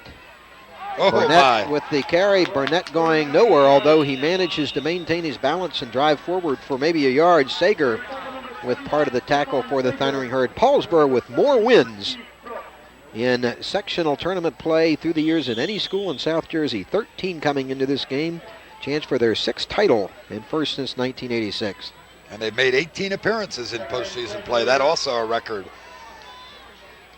No gain on the play. 2nd down and 10, just underway in the second half. The pitch to Cooper, getting a lot of action. Boy, they're coming now. Sager with another big defensive play. Stephen Sager, fine senior veteran on this Thundering Herd team. Big loss of 4 yards back to the 42-yard line. 3rd down and 14. First half statistics. First downs, Woodbury 4, Paulsboro 3. Passing, not a completed pass in this game. Ramsey's 0 for 3, no yards passing for Paulsboro. Woodbury's Stanton 0 for 6 and 2 interceptions. 17 for 69 running for Paulsboro, 19 for 128 for Woodbury. Ramsey going deep, and he overshoots the intended receiver, Tyrone Page. Page with a big first half defensively with those 2 interceptions for Paulsboro High. So the Woodbury defense asserting itself on this first Paulsboro possession of the second half, and the Red Raiders will be forced to punt. Nevis will do the kicking for Paulsboro High School. It'll be his fourth punt, two of them short punts in the first half. Eddie Walker deep along with Quincy Harmon. They're both capable of breaking a long one. Got to take advantage of that long kickoff return. They've got to get a good punt and good coverage and not allow Woodbury to have a run back. Nevis kicking away from Walker. Good and kick. Look at this kick. Paulsboro is going to let it roll dead at about the 2-yard line, and Woodbury will take over from there. And Nevis with a great job of placing that one, and the Thundering Herd with horrible field position. And Mike, they got to be careful here because Woodbury's big problem all day has been turning the football over. 2 interceptions, 1 fumble lost in the first half. They do not want to turn one over down here. We'll see what happens. I got to believe, Bob, during halftime that Ginsberg and his staff emphasized the fullback, Billy Moore. They had the 2 exciting runs that led to that touchdown to crawl back within a point by Moore. They've got to run him more. They've been trying exclusively almost outside option stuff and throwing the football, and it's gotten them in trouble. Quincy Harmon into the secondary. Some good yardage to get him out of a deep hole. The advance by Harmon to about the 12. Pickup of 8 yards. It'll be 2nd down and 2 for the Thundering Herd. 9 minutes, 35 seconds left in the third period. And Woodbury bidding for back-to-back 11-0 seasons, but they have a big fight on their hands today. Interesting stat, Bob, in the first half. 4 touchdowns.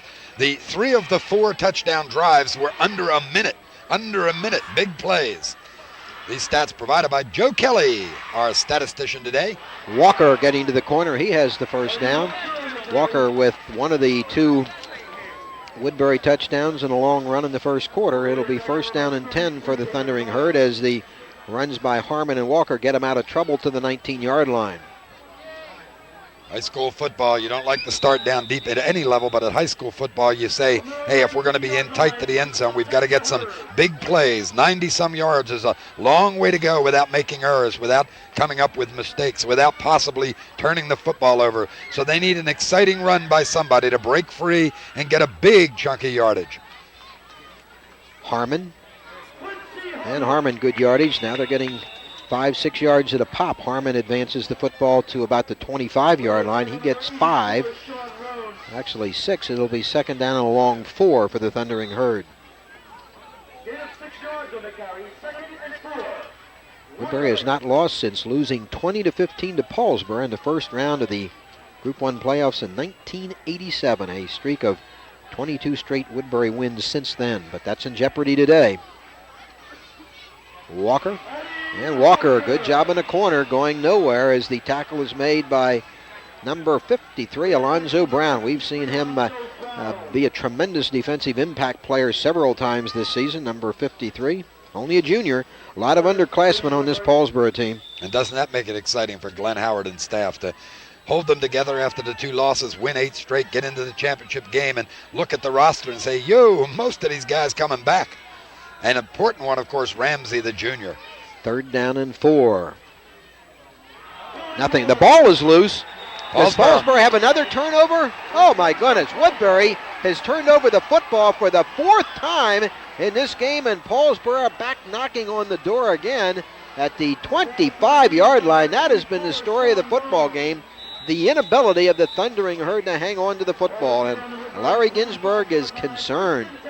Turnover's the key. That's the 4th one for the Thundering Herd, and the 3 previous ones, Paulsboro converted into touchdowns. That's the second thing. 1, you want to force turnovers, but number 2, more importantly, you want to take advantage of them.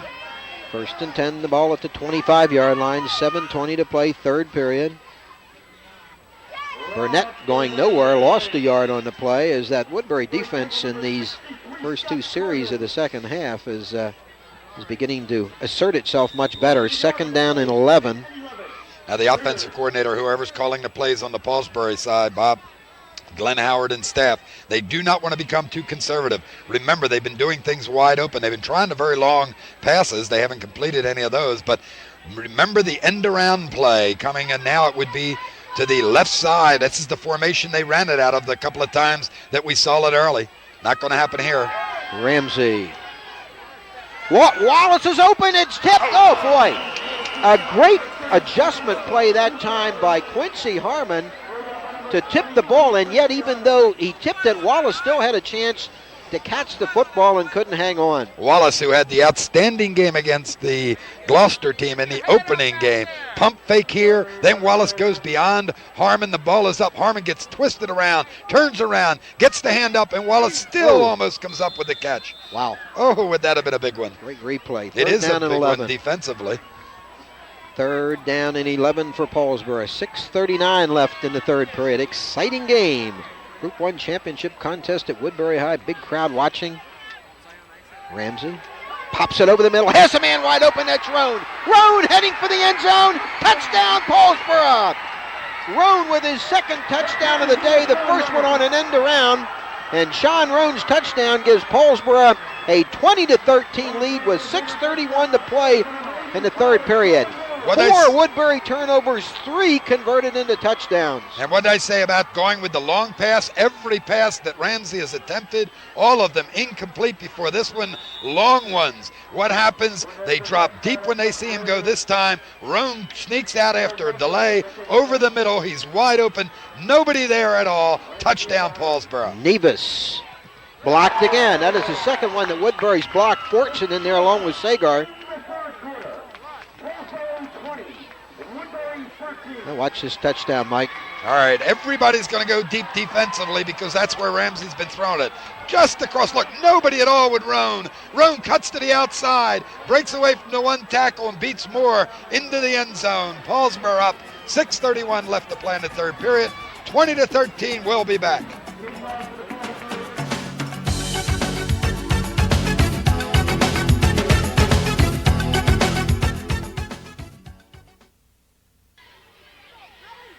Mike Lindner along with Bob Shryock, Eddie Walker, and Quincy Harmon deep for Woodbury. The Thundering Herd trailing Paulsboro.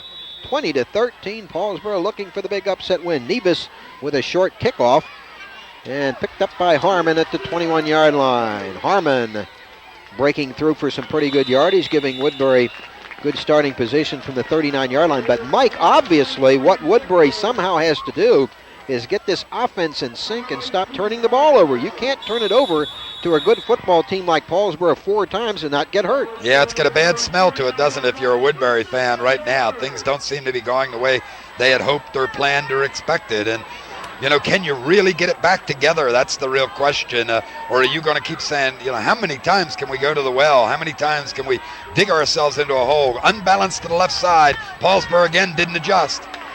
Harmon gets to the corner, but he's pulled down by Ramsey. What a tremendous job Chuck Ramsey, the Paulsboro quarterback, has been doing on the corner today for the Red Raiders. That was a play that looked like it might gain some significant yardage, but Ramsey got there again and held Harmon to a gain of about 4, 2nd down and 6. The reason it looked like it was going to happen is Woodbury went to unbalanced left. Woodbury's found that the defensive line for Paulsboro did not shift. That gave them an extra offensive man out there, and only an outstanding play by Ramsey negated a big run potential. 2nd down and 6 call. Walker slipping through a couple of tacklers. Walker, who scored one of the TDs, gets to the corner, hammered out of bounds, but not before he gets the first down inside Paulsboro territory to the 47-yard line. One of the young girls over there doing statistics for Paulsboro tried to get out of the way and wound up tripping over the bench. They were a little worried about her over there. Maybe the best hit all day. Woodbury had given up only 7 touchdowns all season long coming into this one. 3 of those against Collingswood. And today, Paulsboro with 3 scores through the middle of the third period. 1st down and 10. Stanton keeping the football. Stanton slipping a couple tackles. Boy, they're hitting him. I'm telling you what. He's getting some yardage, no question about it. Dwayne Stanton, an outstanding player. I think as good as anybody I've watched all year. I love his leadership ability. I love the ability to submerge his talent as a passer, Bob, to go with the running offense that Larry Ginsburg has here, and yet be able to come up in the previous games with the big play when needed. I still expect Stanton to strike during this ball game. John Gorelli, the 230-pound tackle, hit him that time, but not before he gained 6. Walker looks like he has another first down for Woodbury. Ramsey in on the tackle again. I tell you, Chuck Ramsey has been in on a lot of tackles in this football game. He was in the first ball game, if you remember. In fact, was injured defensively in that ball game, and his inability to be at full tilt throughout 3/4 of the ball game, I thought played a significant role in that game. 1st and 10 at the 36-yard line of Paulsboro. 4 minutes, 30 seconds to play in the third period. Woodbury driving, trailing by 7. They break that bone, go with a slot to the right side, but go the other way. There's Moore, Bob. Moore's first carry of the second half after he had those back-to-back long gainers, including the long touchdown run for the second Woodbury score of 40 yards. He picked up about 4, 2nd down and 6. They've gone with straight, basic, fundamental football here, Bob. And remember what I talked about when they were down inside the 5-yard line, how difficult it is at the high school level to sustain real long drives with short yardage without mistakes or turnover. It worked that last time in Paulsboro's favor. Woodbury turned it over. You're gone with the straight fundamental stuff. You got to be very, very sure of yourself with every play. Walker getting a lot of work. Walker, good yardage, close to another 1st down. Maybe they've made the decision, Bob, that we're better than Paulsboro man to man, and we're going to do it by shoving the ball right down their throat on this drive. We're not going to go with the wide open stuff because Paulsboro has obviously defensed it well in their defensive game plan, and maybe it's going to play to Larry Ginsberg's benefit, having Paulsboro jump to that lead and forcing him to turn around and say, hey, let's find out who the better men are. Let's just line up and go right at each other, because that's what they've been doing on this drive and doing it successfully. Walker with another 1st down carry, this time to the 25-yard line. Woodbury with a good drive answering the 3rd Paulsboro touchdown, but they got to hang on to the football. 3:42 to go in the 3rd. Quincy Harmon. He is smacked at the line of scrimmage. Might have gotten a yard. Sean Roan hit him first. This is the kind of play you love to make defensively. Force the other team into a 2nd and 10 instead of a 2nd and 6 or a 2nd and 7. You don't want them to gain yardage. You want to say, okay, if they get 3-4 a carry, we can't give them 3 or 4 on that 1st down. 2nd down and 9. Only a 1-yard pickup that time. 3 minutes, 10 seconds to go in the 3rd. Burnett and Brown, so important to them now on the inside at the linebacker spot. Straight ahead football, and George Washington gets the call for one of his infrequent carries today. Got it to the 20-yard line. It'll be a 3rd down and 5 coming up for Woodbury. All on the ground on this drive. As a matter of fact, we have now only had, one completed pass in the game, Mike, and that was for the touchdown. Correct. From Ramsey to Sean Roan. That is the only one. Back to that full wishbone, Bob. They're saying, we're coming right at you. Walker again. Walker, and it closes down in a hurry. It's going to be a 4th down and short call coming up. Alonzo Brown hit him first. Awful early in the ball game, Bob. 2:20 left to play in the 3rd period to indicate key play, but I don't know how you can avoid indicating that this is, in fact, a key play. More, I believe, for Paulsboro than Woodbury, because Woodbury can still strike quickly at almost any point, but Paulsboro has to deny them and get the football if they can. 4th down and 3 call. 2 minutes to play, 3rd period. Big play coming up for the Thundering Herd. Stanton with the pitch to Harmon. Harmon looking to get to the corner. I don't know. I don't think he got it. No, he did not. He didn't get it. Wallace over there on the play. Ramsey comes in late.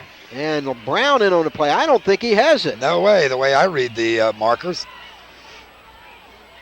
He's short by 2 yards. Paulsboro will take over a great defensive series for the Raiders after the long Woodbury drive. And, you know, it's very quiet on this side of the field. Paulsboro fans really hooping it up on the other side. We'll take time out from Woodbury High. The Thundering Herd down by 7.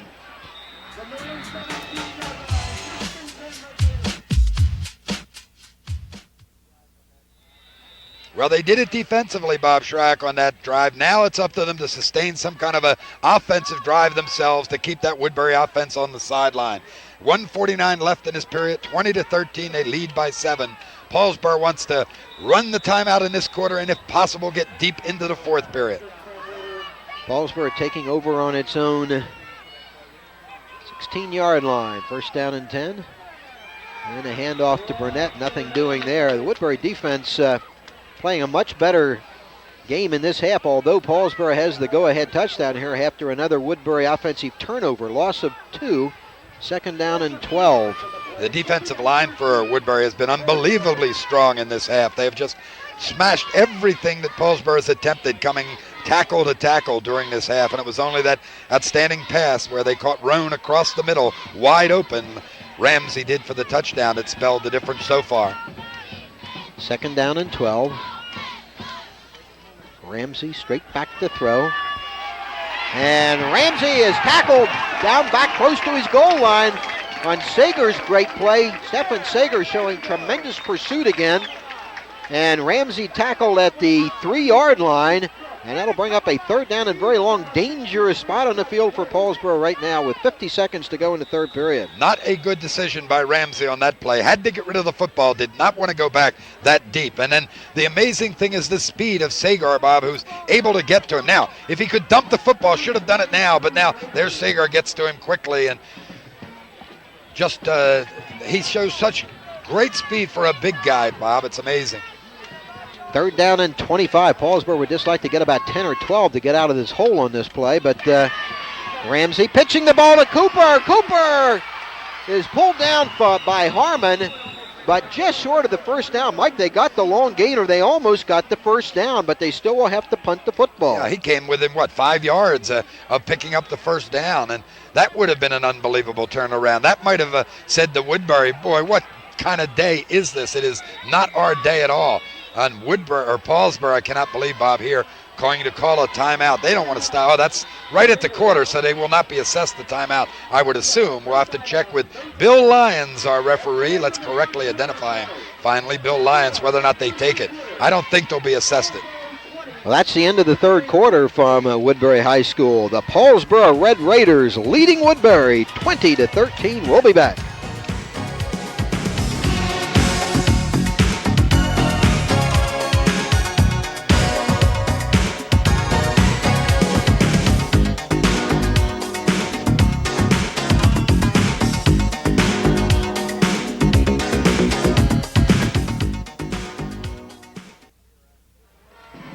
Minutes in regulation here at Woodbury. Remember, regulation, they do have sudden death and overtime play in playoff situations. South Jersey Group 1 championship being contested. Woodbury and Paulsboro, the Red Raiders up 20-13. Mike Lindner and Bob Shryock for Story Cable Channel 5. It's been a good one. It's been an exciting one. It's been one that you just sense, Bob, at any moment Woodbury has to break out of the doldrums they've been in. They haven't really done it except for 2 big plays. A 59-second drive, 44-yard touchdown in the 1st half, and a 48-second drive with a 60-yard touchdown drive in the 1st half also. Nevis needs a big punt for Paulsboro. Gets a good snap. And an end-over-end kick. Walker looking for the good bounce. Will take it at the 47-yard line. Walker. And he is knocked down at about midfield. Alonzo Brown. How many times this season have we called Alonzo Brown's name on Channel 5 telecast? But Woodbury with good field position right at midfield. And Woodbury High, that 22-game winning streak in jeopardy now. The defense of the championship in Group 1 also in jeopardy. But Woodbury, an explosive team, they can strike quickly. That last drive, Bob, they stalled after they had run 11 plays on the drive and had 4 first downs. Harmon. Oh, fumble! Again. Woodbury got fortunate, didn't they? That has been the story of the football game for Woodbury. Their inability to hang on to the football. It'll be a gain of about a yard into Paulsboro territory at the 49, 2nd down and 9, and that Paulsboro defense continues to pop. Watch this. This is quite a hit, no question about it. They're going to come back at you again, trying to run the ball on the counter play this time. Bang, it's knocked away. Brown with the tackle, and only Scott Cordy jumping in there to make the recovery saves Woodbury from another turnover.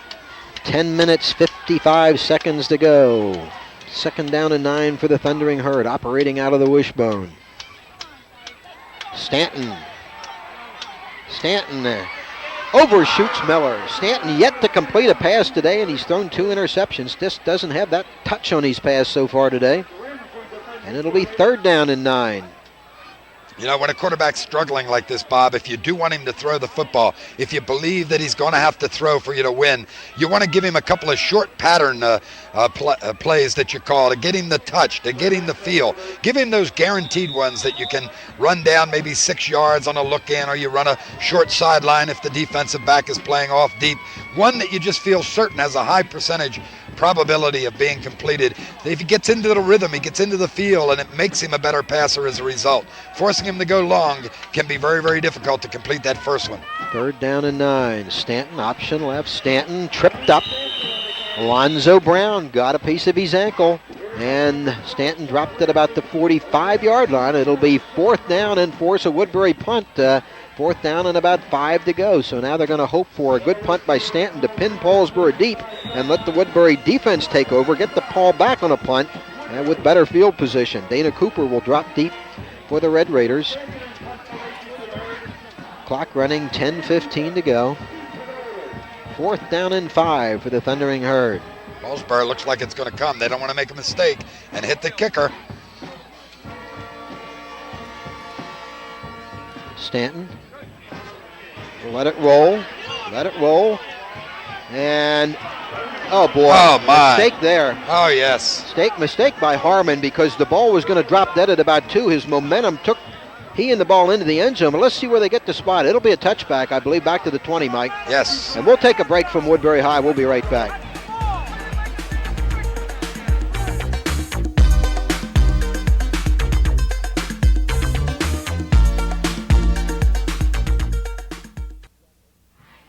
Paulsboro getting a break as the touchback brings the ball out to the 20-yard line. 1st down and 10 for the Red Raiders. 9:54 to go. They lead it 20-13. The pitch to Cooper. Cooper with some room. And Cooper with about 6 yards to the 26. 2nd down and 4. Now what Paulsboro obviously wants to do is to hang on to the football, pick up some first downs, and use that clock, keeping the ball away from the Woodbury offense. And we are only 9:35 away from what would be considered, I think, by most people, Mike, a major upset. Oh, it would be the upset of the season, no question about it. The premier team at this level, Group 1 level, of course, is Woodbury, and the streak, the longest one alive in South Jersey at the present time. Absolutely, it would be a biggie. Cooper buried at the line of scrimmage, might have even lost a yard. And 3rd down coming up, and still about 4. No gain by Cooper. The clock ticking down, 9:05 to go. Remember what we said at the outset of this game, Bob. The key for Paulsboro was going to be to try and sustain drives, to eat up clock, to keep the Woodbury offense off the field. They cannot afford 3 plays and out. They've got to get first downs. Big play coming up for the Woodbury defense. 3rd down and 4. And the ball is loose. And Paulsboro able to fall on it, so it'll force a Paulsboro punt, but they do at least recover the fumble. They have not turned the ball over once, Mike. That is the key statistic in this football game. It's 4-0. 4 Woodbury turnovers, no Paulsboro turnovers. Now they can get it down under 8 minutes if they wanted to take their time here. They just wound the clock at 8:15. They could have waited and had it down under 8 if they wished. Nevis doing the punting. Needs another good one here.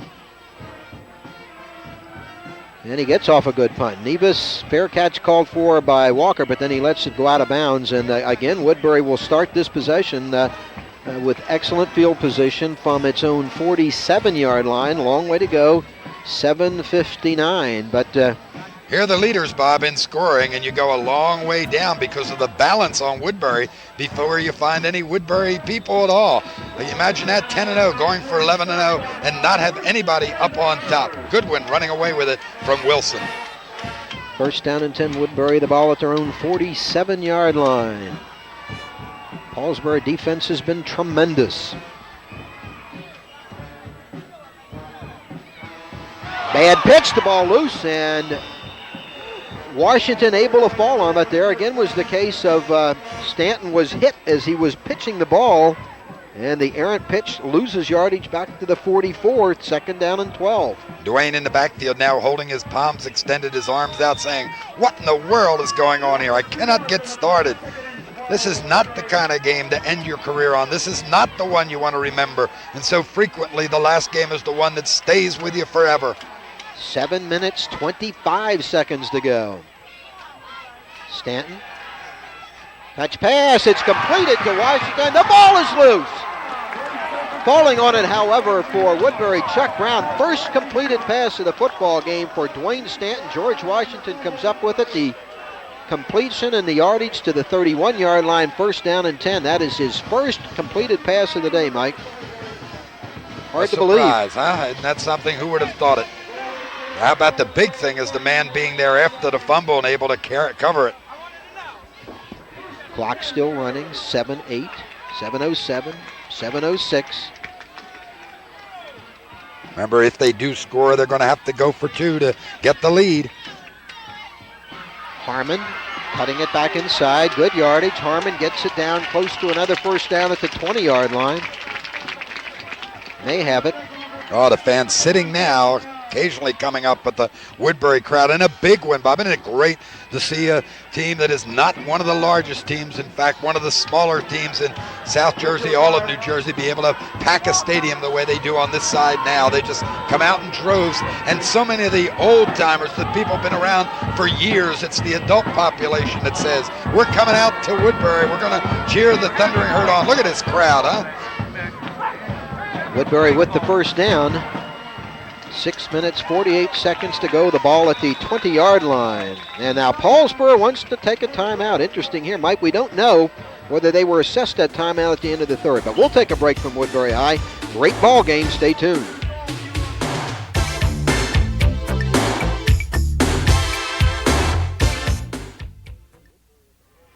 First down and 10 for Woodbury at the Paulsboro 20-yard line. The Raiders, or the Herd, driving for what they hope is the tying or go-ahead points.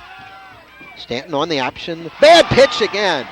And that's going to cost them big yardage. George Washington falling on it at the 31, but Stanton having all kind of problem on the option today. But Mike, part of that you got to credit to the Paulsboro defense. Well, you sure do, because they're closing so quickly on Stanton and forcing the decision point before he wants to make the judgment. But again, I've got to raise the question as Glenn Howard is gesturing. Watch how quickly they close on Stanton, forcing him to make it. That block from the outside, not completed. Washington takes his time. Credit him for that, Bob. If he had reacted too quickly, he wouldn't have gotten the football. Second down and 21. Big loss for the Herd. Stanton to throw. Stanton has his man and hits him. Good catch by Chucky Brown at about the 13 or 14-yard line, so they get the lost yardage back plus. But the clock running with 5:50 to go. Oh my, Bob, so many decisions. Hopefully someone on the sideline has a clear head for Woodbury. They've got to make a judgment if they do get into the end zone, whether they're going to go for the win or the tie. Remember, with the tie, they get sudden death and a chance to win it then. It's not like the normal situation where there is no overtime. Third down and 4 call. Walker dragged down from behind on a good defensive play by Roan. Lonzo Brown over there again. Here we go again. Now we can say it's a key play in the ball game, huh? If he doesn't have it, it's close, and it is a first down for Woodbury. The clock's still moving. 5:12, 5:11, 5:10. The ball at the right at the 10-yard line, Mike. So I guess it's first down and goal, is it not? Yeah, let's see how they mark it. It depends on where the chains get put down, whether he can get one or not. Looks like it's on the yard marker, and if you're on the break the plane, you got a touchdown. All right, they have four downs. Four downs to get it in from the 10-yard line. 5 minutes, 4:59. Oh, my. And he got back, or did he get back? He did not. Who blew the whistle? I didn't see the referee blow it. George Washington moved, and apparently it's going to cost Woodbury 5, so that'll make it first down and goal from the 15. We have a dead ball foul. Illegal movement by the offensive line. 5 yards. You know, Mike, it has been a remarkably cleanly played game with very few penalties. They had 7 penalties in the first half, 4 against Woodbury, 3 against Paulsboro. That's only only 2 penalties in the first half. First down and goal, the ball at the 15-yard line. Woodbury hurting itself with mistakes all day long. Stanton optioning right, has some room. He'll keep the football, bury his head, and get it down to about the 5-yard line. So a good job by Dwayne Stanton on that play. The advance to the 5. It'll be 3rd down and goal from the 5-yard line. Woodbury with 2 chances to get it in. 4 minutes, 25 seconds to go in the clock running. Second down, that's right, the penalty. So they have three downs to get it in from the 5. Quincy Harmon off left tackle, Bob. That's been out of the power or the wishbone. They've been finding good yardage off left tackle. Left, and he slides to the outside. That's the formation they've used successfully this half, and they're in it right now. Second down. There it is. There it is. Harmon hit a couple times, driven back, got it down to about the 3-yard line. Brown made the initial contact again. I tell you, Mike, when we watch Alonzo Brown play on Channel 5, he looks like an all-South Jersey player. It surely has been outstanding. How about his performance in that Gloucester game and the performance here today? All right, they tried the play that's been successful, Quincy Harmon. Now you got to say, I don't care what kind of day you've been having, Dwayne Stanton. You're going to option the ball to the right side this time. You're going to read it perfectly. You're going to get us a touchdown. 3rd down and goal. The ball at the 3-yard line. 3:25 in the clock running. And there it is. Stanton pitch and diving into the end zone for the touchdown. George Washington. Washington scores from the 3-yard line with 3 minutes, 19 seconds to go. That makes the score 20-19. Now, what the do you decision do? by Larry Ginsburg. Do you go for the tie? Or do you go for what could be the win? He's calling a timeout to think about it. All right, so Woodbury calling a timeout with 3:19 to go. They still have 2 timeouts to go. Of course, you have to have a winner. The scoreboard is wrong. The scoreboard had at 20-20. It is 20-19 as we have it for Paulsboro. So now Ginsburg has to decide 1 or 2. All right, they tried Harmon. Now we just knew they were going to say to Stanton, it's got to be option right this time. There again, they have the pressure on him. Washington gets a good block now on the outside. A couple of good blocks. Rodney Miller throwing maybe the key one to keep the deep man from coming up and fill the gap. And Washington vaults into the end zone as he's hit 20-19. And what are they going to do? I don't see DeMartile out there, do you? Now, DeMartile, well, let me see. Where is DeMartile? I don't know. That was a 10-play drive, Bob. Took 3 minutes and 40 seconds for the score. Joe Kelly doing a great job with the stats today. Where is DeMartile? I think they sent him to the locker room. Okay, DeMartile is on the sideline. Obviously, Ginsburg going for the win now. Of course, there's still time, 3:19. But this is the play of the season for both of these football teams right here. Woodbury will go for 2 in the lead. And what play will you call, Bob? Got to be Stanton on some kind of option, right? Absolutely. Either option pass, option run. Either way, it's got to be Dwayne Stanton. There's the play. He's carried him all on year. both sides of the field, on their feet, looking at this one. Woodbury going for the lead, out of the wishbone. Stanton, rolling right. Stanton, gonna head to the end zone. Is he in? Is he in? Yes. He's in.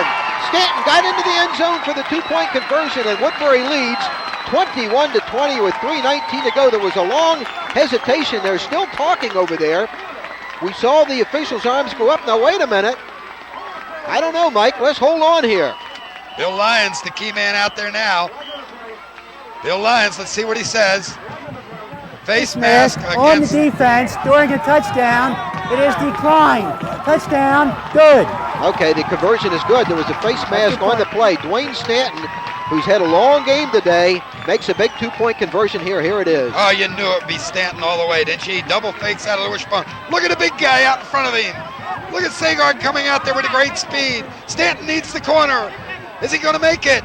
The tackle will be done by Davis, a freshman, Bob, who has to try and get him and can't do it. And they look how long they take. Still no arms up in the air. Still, there it is finally. The signal finally occurs. They get the 2-pointer. How about that? 3:19 to go. Don't go away. We got a long way to go in this one yet. So Ginsburg going for the lead. He got it as Stanton, who has had a long day, no question about that. Not been Dwayne's best day, but he made a big 2-pointer there. And the defense has been so strong for Woodbury this half, Bob. Paulsboro has not executed a first down except for the first down that you get with the touchdown. They had 3 other drives. Each time it was 3 downs and out. So the defense, particularly that front line for Woodbury, has spelled the difference in the second half. Boy, look at this one. Dwayne Stanton, Mike, is going to get out on the special teams for Woodbury this time. DeMartile will do the kickoff. Or is he? Now Stanton coming back off the field. He's just trying to get everybody encouraged and excited, apparently. Dana Cooper deep along with Wallace for Paulsboro. What a great football game. A horrible day, and we can call it that. I think Dwayne wouldn't be upset at us. We've given him enough accolades all season long. My number one player in South Jersey that I've watched all year. No question about it in my mind. A horrible day for him. Capped off finally by a lunge into the end zone for the 2 points. The one difference in the game right now, that 1 point, 21-20. DeMartile would like a long kickoff here. Paulsboro has lots of time. They'll ask somebody to hold it, I would imagine now, wouldn't they? Mike, you know, what we don't know is whether Paulsboro was charged for that timeout that it appeared that they took at the end of the third period. We know they did take one in the third, so they may only have one timeout left. We know that Glenn Howard was very upset with the officiating crew between the quarters while we were off to a commercial, and it may have been they said, you called it, you're charged with it, which would leave him with but one.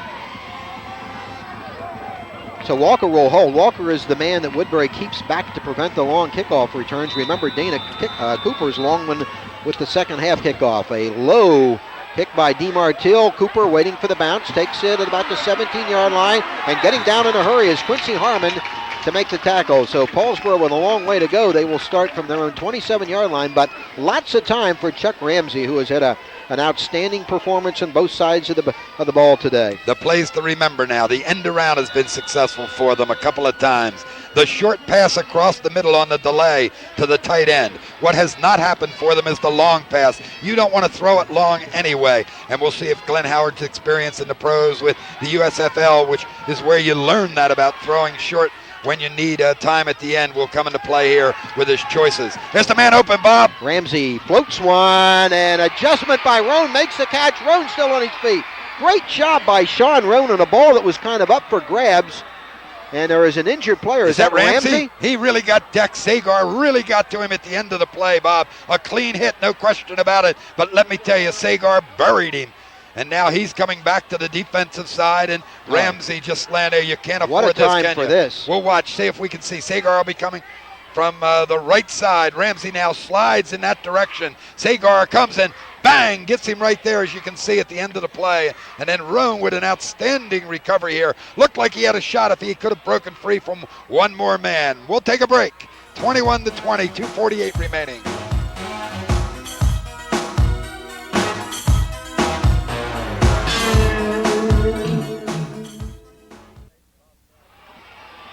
There may be Bob Shryock. The key thing right now in this final drive, Ramsey got off the field theoretically under his own power, but I'm not sure how much power he has. We've got an important responsibility now for somebody. Mike Grelly, sophomore quarterback, hands to Cooper. Cooper tripped up at about the 45-yard line. That pass to Sean Roan, who's had a tremendous game for the Red Raiders. Got the ball to the Woodbury 47. 2 minutes, 30 seconds to go. Clock moving. 2nd down and 8. Grelly, the sophomore, a lot of pressure on his shoulders now. The quarterback replacing Ramsey. 27-yard completion that was, that last one. And boy, they need a couple of them right now. Backs are split behind Gorelli. And Gorelli back to throw. Sophomore dumps it off, the ball loose. The intended receiver was Roan, but he had double coverage. Incompleted, 3rd down and 8. Boy, you have to feel for the sophomore, Mike. There's no question about it. I feel Ramsey, I think, is going to come back into the ball game, Bob, on the far side. He says he's ready. He's talking to Glenn Howard. Howard has to make the decision. Remember in the first game, we felt his inability to go the full way when he was dragging that leg around, made a big difference. Look at him coming in, Mike. He is really hurting. A courageous young man and a fine football player. 3rd down and 8. What a story it would be if he could get this go-ahead winning touchdown for Paulsboro. 2 minutes, 5 seconds to go. 3rd down and 8. They got to Ramsey. Think. First down, they got to think. Ramsey guns it. It's dropped. It was there. It was there. The intended receiver on the play was number 24, Tyrone Page, who has the 2 interceptions. Mike, that looked like it was right on the money. It was there. Page turned, and a defender was with him and gave a good hit at the right moment. No interference, and knocked the ball away. Well, it comes down to this, doesn't it, Bob? 2 minutes exactly, and you need 8 yards to keep the drive alive. Well, I got to look for Sean Roan. He's been the big play guy. And how about David Wallace too? Wallace, of course, made all those big plays in the second half against Gloucester. 4th down and 8. The Raiders need a big play here to keep their chances alive. Oh, surprise! The pitch to Cooper. Cooper has some room, but he will not get there. He will not get there. Dwayne Stanton, who has not played until this series defensively, in on the tackle along with Fortson for Woodbury High. The Thundering Herd will take over, and Chuck Ramsey, Mike, holding his left shoulder, looks like he's really in tremendous pain walking off the field on the far side. Yeah, the arm is just hanging there, isn't it, that left arm? But what an effort by both teams. The great effort by Paulsboro at this point, 1:50 remaining to play. But I'll tell you what, the name of the game and effort is what happens at the end of the ball game and whether or not you can come back from adversity. And so far we've seen it now with Woodbury. 138, 137. Woodbury will just keep it on the ground. Quincy Harmon wants to stay in bounds, but they'll knock him out of bounds. That's a good gainer by Harmon, but the concern now is not to score again. The concern is just to hang on to the football, run the clock. We know that Paulsboro has no more than 2 timeouts and may only have 1. Harmon's run to the 46-yard line. 1st down and 10, minute 30. The clock stopped.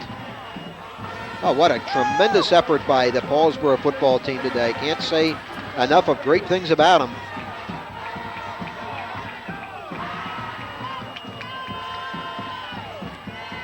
Walker sliding along, breaking tackles, breaking into the clear. Eddie Walker, they'll never get him. Eddie Walker, touchdown.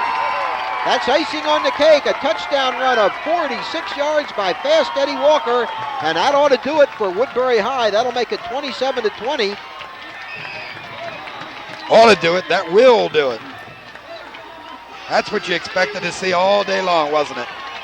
The breakaway by the outstanding running backs from Woodbury, and they get one here to close the door on Paulsboro's hope for an upset the way I see it. Well, I don't know. The thing is, if they kick the extra point to make it 8, Paulsboro would still have a chance for, a miraculous last-minute touchdown, 2-point conversion to force the overtime. They're going to go for the 1, which I think is a smart play here. Boy, it has been a tremendous football game. Walker with his second long TD run of the day. Fast Eddie will be back next season for the Thundering Herd. Both of these teams with a lot of skill position players back next year. Woodbury will take a timeout to talk about it and think about it.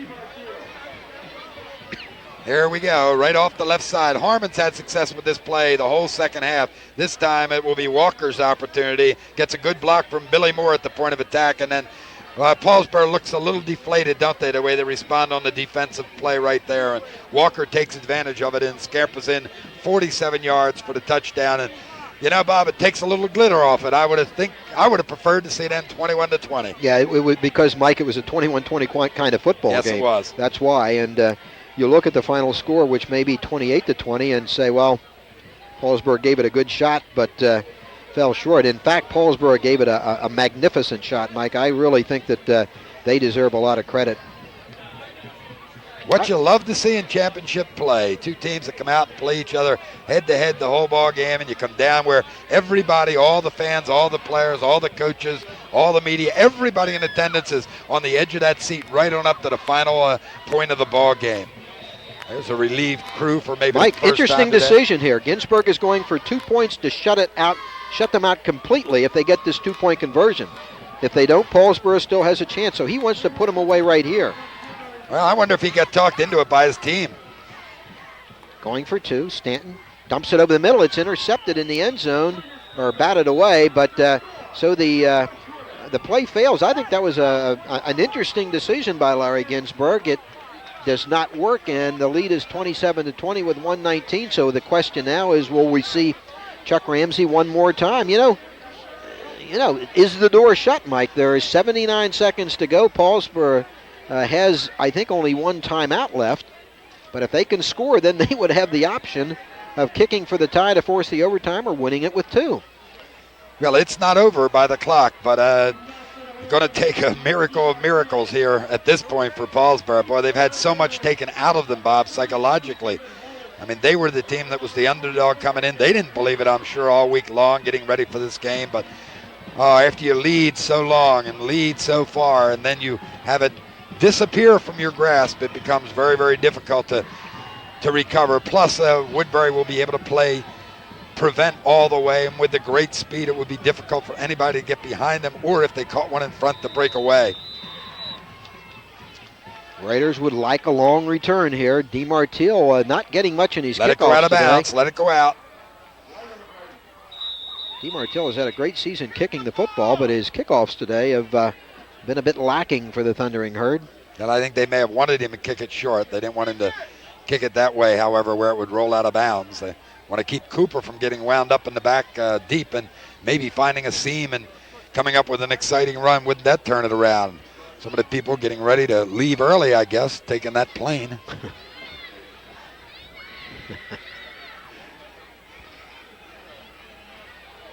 Paulsboro will force DeMartile to kick off from the 35. Sports Week with John Mondelli. Highlights, scores, interviews, standings every Monday night at 7:30 p.m. and again at 10 p.m. on Channel 5. John will have a lot of interesting things to talk about this week. And coming this winter on Channel 5, high school wrestling. Delaware Valley against Paulsboro. A lot of people are saying the same thing about the Paulsboro wrestling team they have been saying about the Paulsboro football team. Maybe not one of their best squads. Well, that remains to be seen. That'll be a great one on Channel 5 on January 29th and 31st.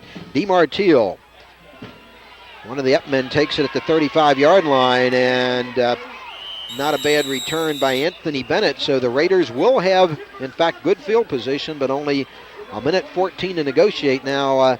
Who's coming in at quarterback? That's the big question now for Paulsboro High School. Well, it'll be Grelly. Ramsey gave it everything he had, one more series, but obviously left the field in tremendous pain. And the sophomore Mike Grelly will run this series for Paulsboro High School. What a story it would be, Mike, if he could engineer something here.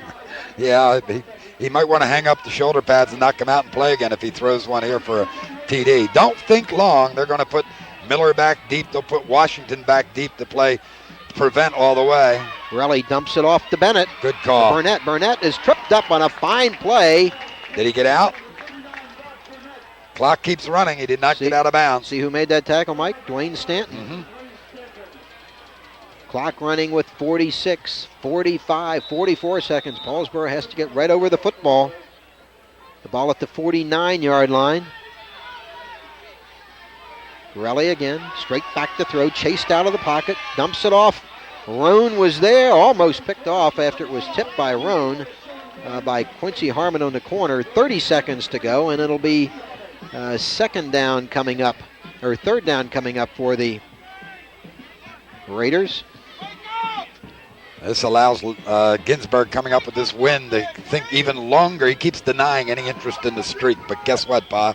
He's a coach, he's an athlete. He's a competitor, and don't think that it isn't in his mind and chasing that last great streak of Cherokees.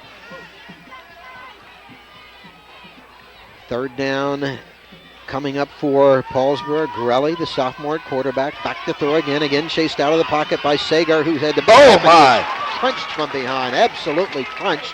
As Brook was there. Also in on the play was David Roan. And Paulsboro will use its last timeout. Fourth down coming up here. The ball at their own 48-yard line. And last gasp for the Raiders with 19 seconds to go.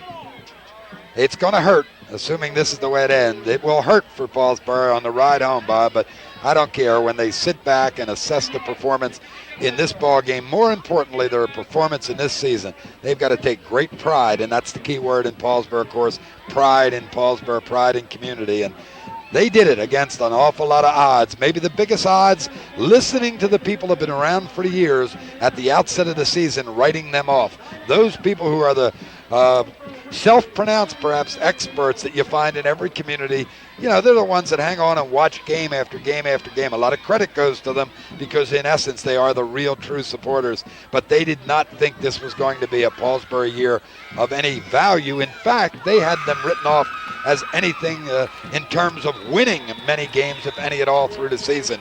And I say, for a young group that had to hear those echoes of conversations, they've got to be applauded long and loud. Fourth down coming up for Paulsboro. The season comes down to this play. 19 seconds to go.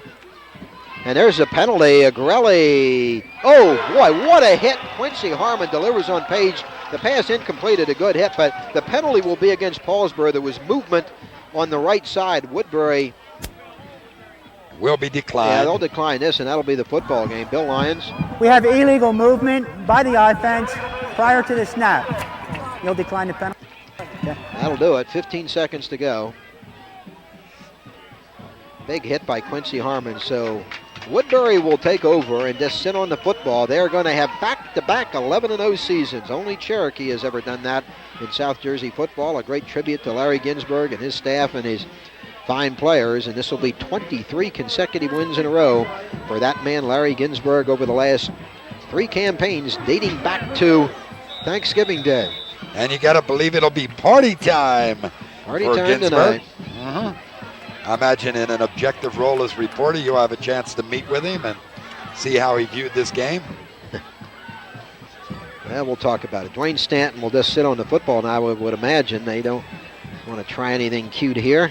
No miracle in the Meadowlands play here, right? There's the third timeout. I guess they did not. We're not charged with it. Ginsburg got dumped on. He got dumped on, and it brought the first big smile of the day to Larry Ginsburg's face. The ice and water, if not Gatorade, came out on him there. Bill Sart Parcells trick. You know, this is nice, wasn't it? And not intended by Paulsboro to call that timeout, but it gives Ginsburg a chance to go out and find the guys that have been the key players in the ball game and the season and the streak and the 3-year dynasty now of Woodbury and really enjoy themselves. The assistants on the sideline also getting dumped on a little bit with some water bottles. You think Larry minds that shower? Yeah, that feels good. Good thing it's not as cold as it was 2 years ago here. Yep. Trying to get Eka down there with him now. Well, they're celebrating. There's still 15 ticks of the clock left, but it's over.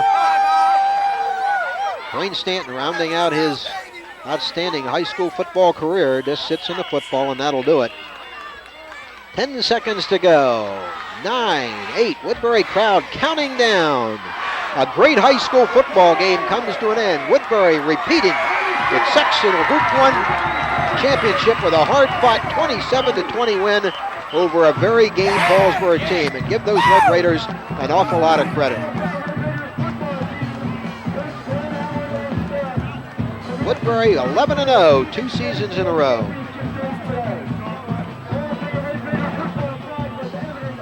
We'll come back and wrap it up right after this.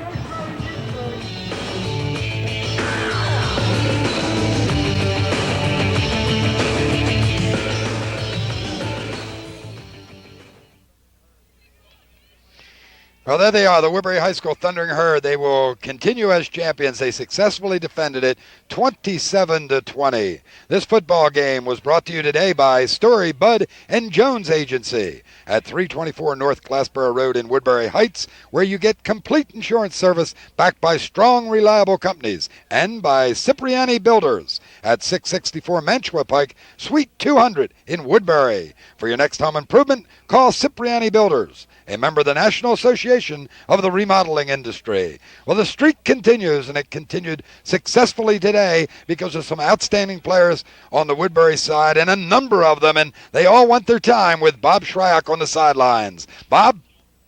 With a happy group of Woodbury players celebrating their second straight 11-0 season, and some of the guys who are leaving after this year, and a lot of the guys who are still going to be around. Dwayne Stanton, congratulations on a back-to-back 11-0s. I know it's a tremendous way for you to go out. But before we talk about the great job Woodbury did, you got to say something about that Paulsboro team. They played super. Yeah, they did play a good game. They played us the hardest that anybody played us all year. They played us harder than Collins, but even though we beat them by 1 point, they played. I say we beat Paulsboro by one. I guess that didn't surprise you either, did it, Dwayne? Because they're always ready for Woodbury. Nah, they came psyched up and they was ready to play, and we wasn't ready to play in the first half. Were you guys confident that you could go back even after it got to 20-13 in the third quarter? Yeah, we're a second half team. Everything we did was mainly in the second half. Okay. Eddie Walker, one of the guys that's going to be back next year. 2 big touchdown runs today. Of course, the second one kind of clinching it. But Eddie, congratulations on a tremendous season and on a big ball game. You guys knew you'd come back? Yes, I did. I had confidence in our team, and we knew we had to do what was right. And once we scored the second touchdown in the second half, we knew we had it. Number one. Okay, Quincy, big hit at the end there, kind of putting an exclamation point on the season for you. But you're another guys that coming back next year. Another 11-0 next year. Yeah, I hope so. Class of '91. I just wanted to go all the way because I wanted to satisfy my seniors this year. I respect them a lot. I know they're going to go somewhere, so they needed something. They needed something. Quite a legacy for this team. Dave Fortson, congratulations to you for your great season as well. Thank you. Okay, this was a tough one, though, wasn't it? They gave you guys all you could handle. The toughest game we've ever had. Billy, you had some big plays in there near the end of the first half when they had you guys down, turning the ball over a lot in the first half, but you had a big touchdown run to kind of get the herd back in it.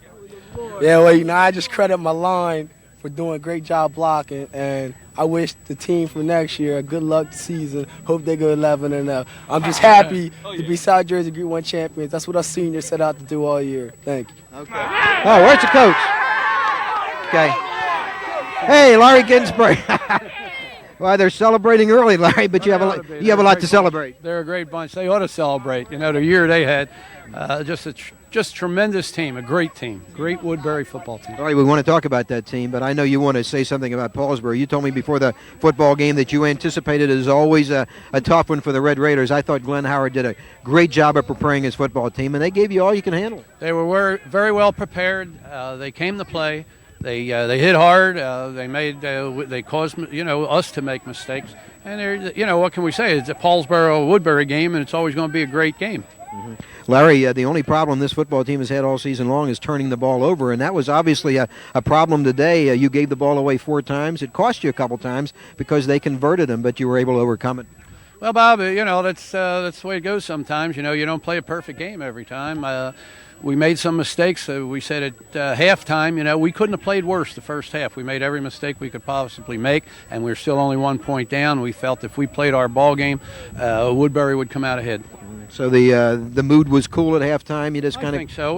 We just made adjustments in there. I think everybody, we just knew that we had to play better, and the guys they knew they weren't playing well. I mean, and they could play better, and they're true champions. And they came out and played the second half just like champions. Larry, when you got it to 20-19, was there any deliberation over whether going for 1 or 2 at that point, or was it 2 all the way? We talked about it before, even before we scored. We were talking about it up top, and we were going with it all the way. Yeah. Mm-hmm.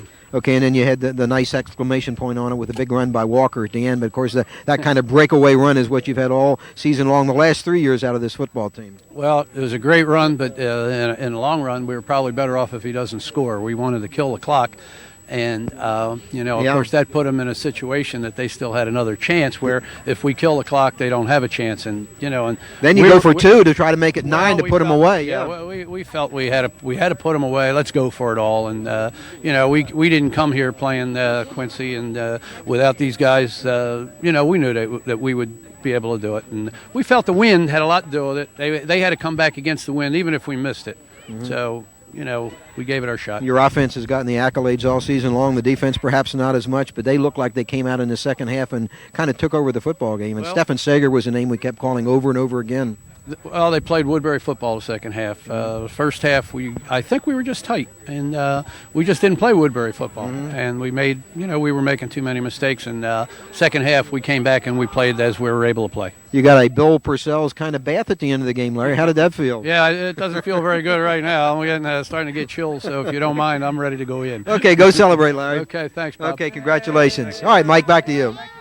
Well, when the people read about this one, the ones that weren't here, they will think that it was a Woodbury victory, and they will not realize that it wasn't until 3:19 remains in the ballgame before Woodbury finally gets the touchdown and the points necessary to go up on Paulsboro. They'll also see that extra one at the end and think maybe it was easier than it turned out actually to have been. Paulsboro under Glenn Howard comes in, losing their first 2 games of the year, then winning 8 straight to get here in the South Jersey Group 1 final. It's a tradition at Paulsboro to be in the playoffs and get it deep. They've played more often than any team in South Jersey, but they come up short here today as Woodbury does it again, 11-0. They come out victorious. They win the 2nd straight Group 1 championship. Once again, the final score, Woodbury 27, Paulsboro 20. Now for Channel 5 Storer Cable, Bob Shryock. We hope you've enjoyed the football season on Channel 5 this season. We'll be looking for you in wrestling and basketball this winter. Thanks for joining us today. We'll look for you next time.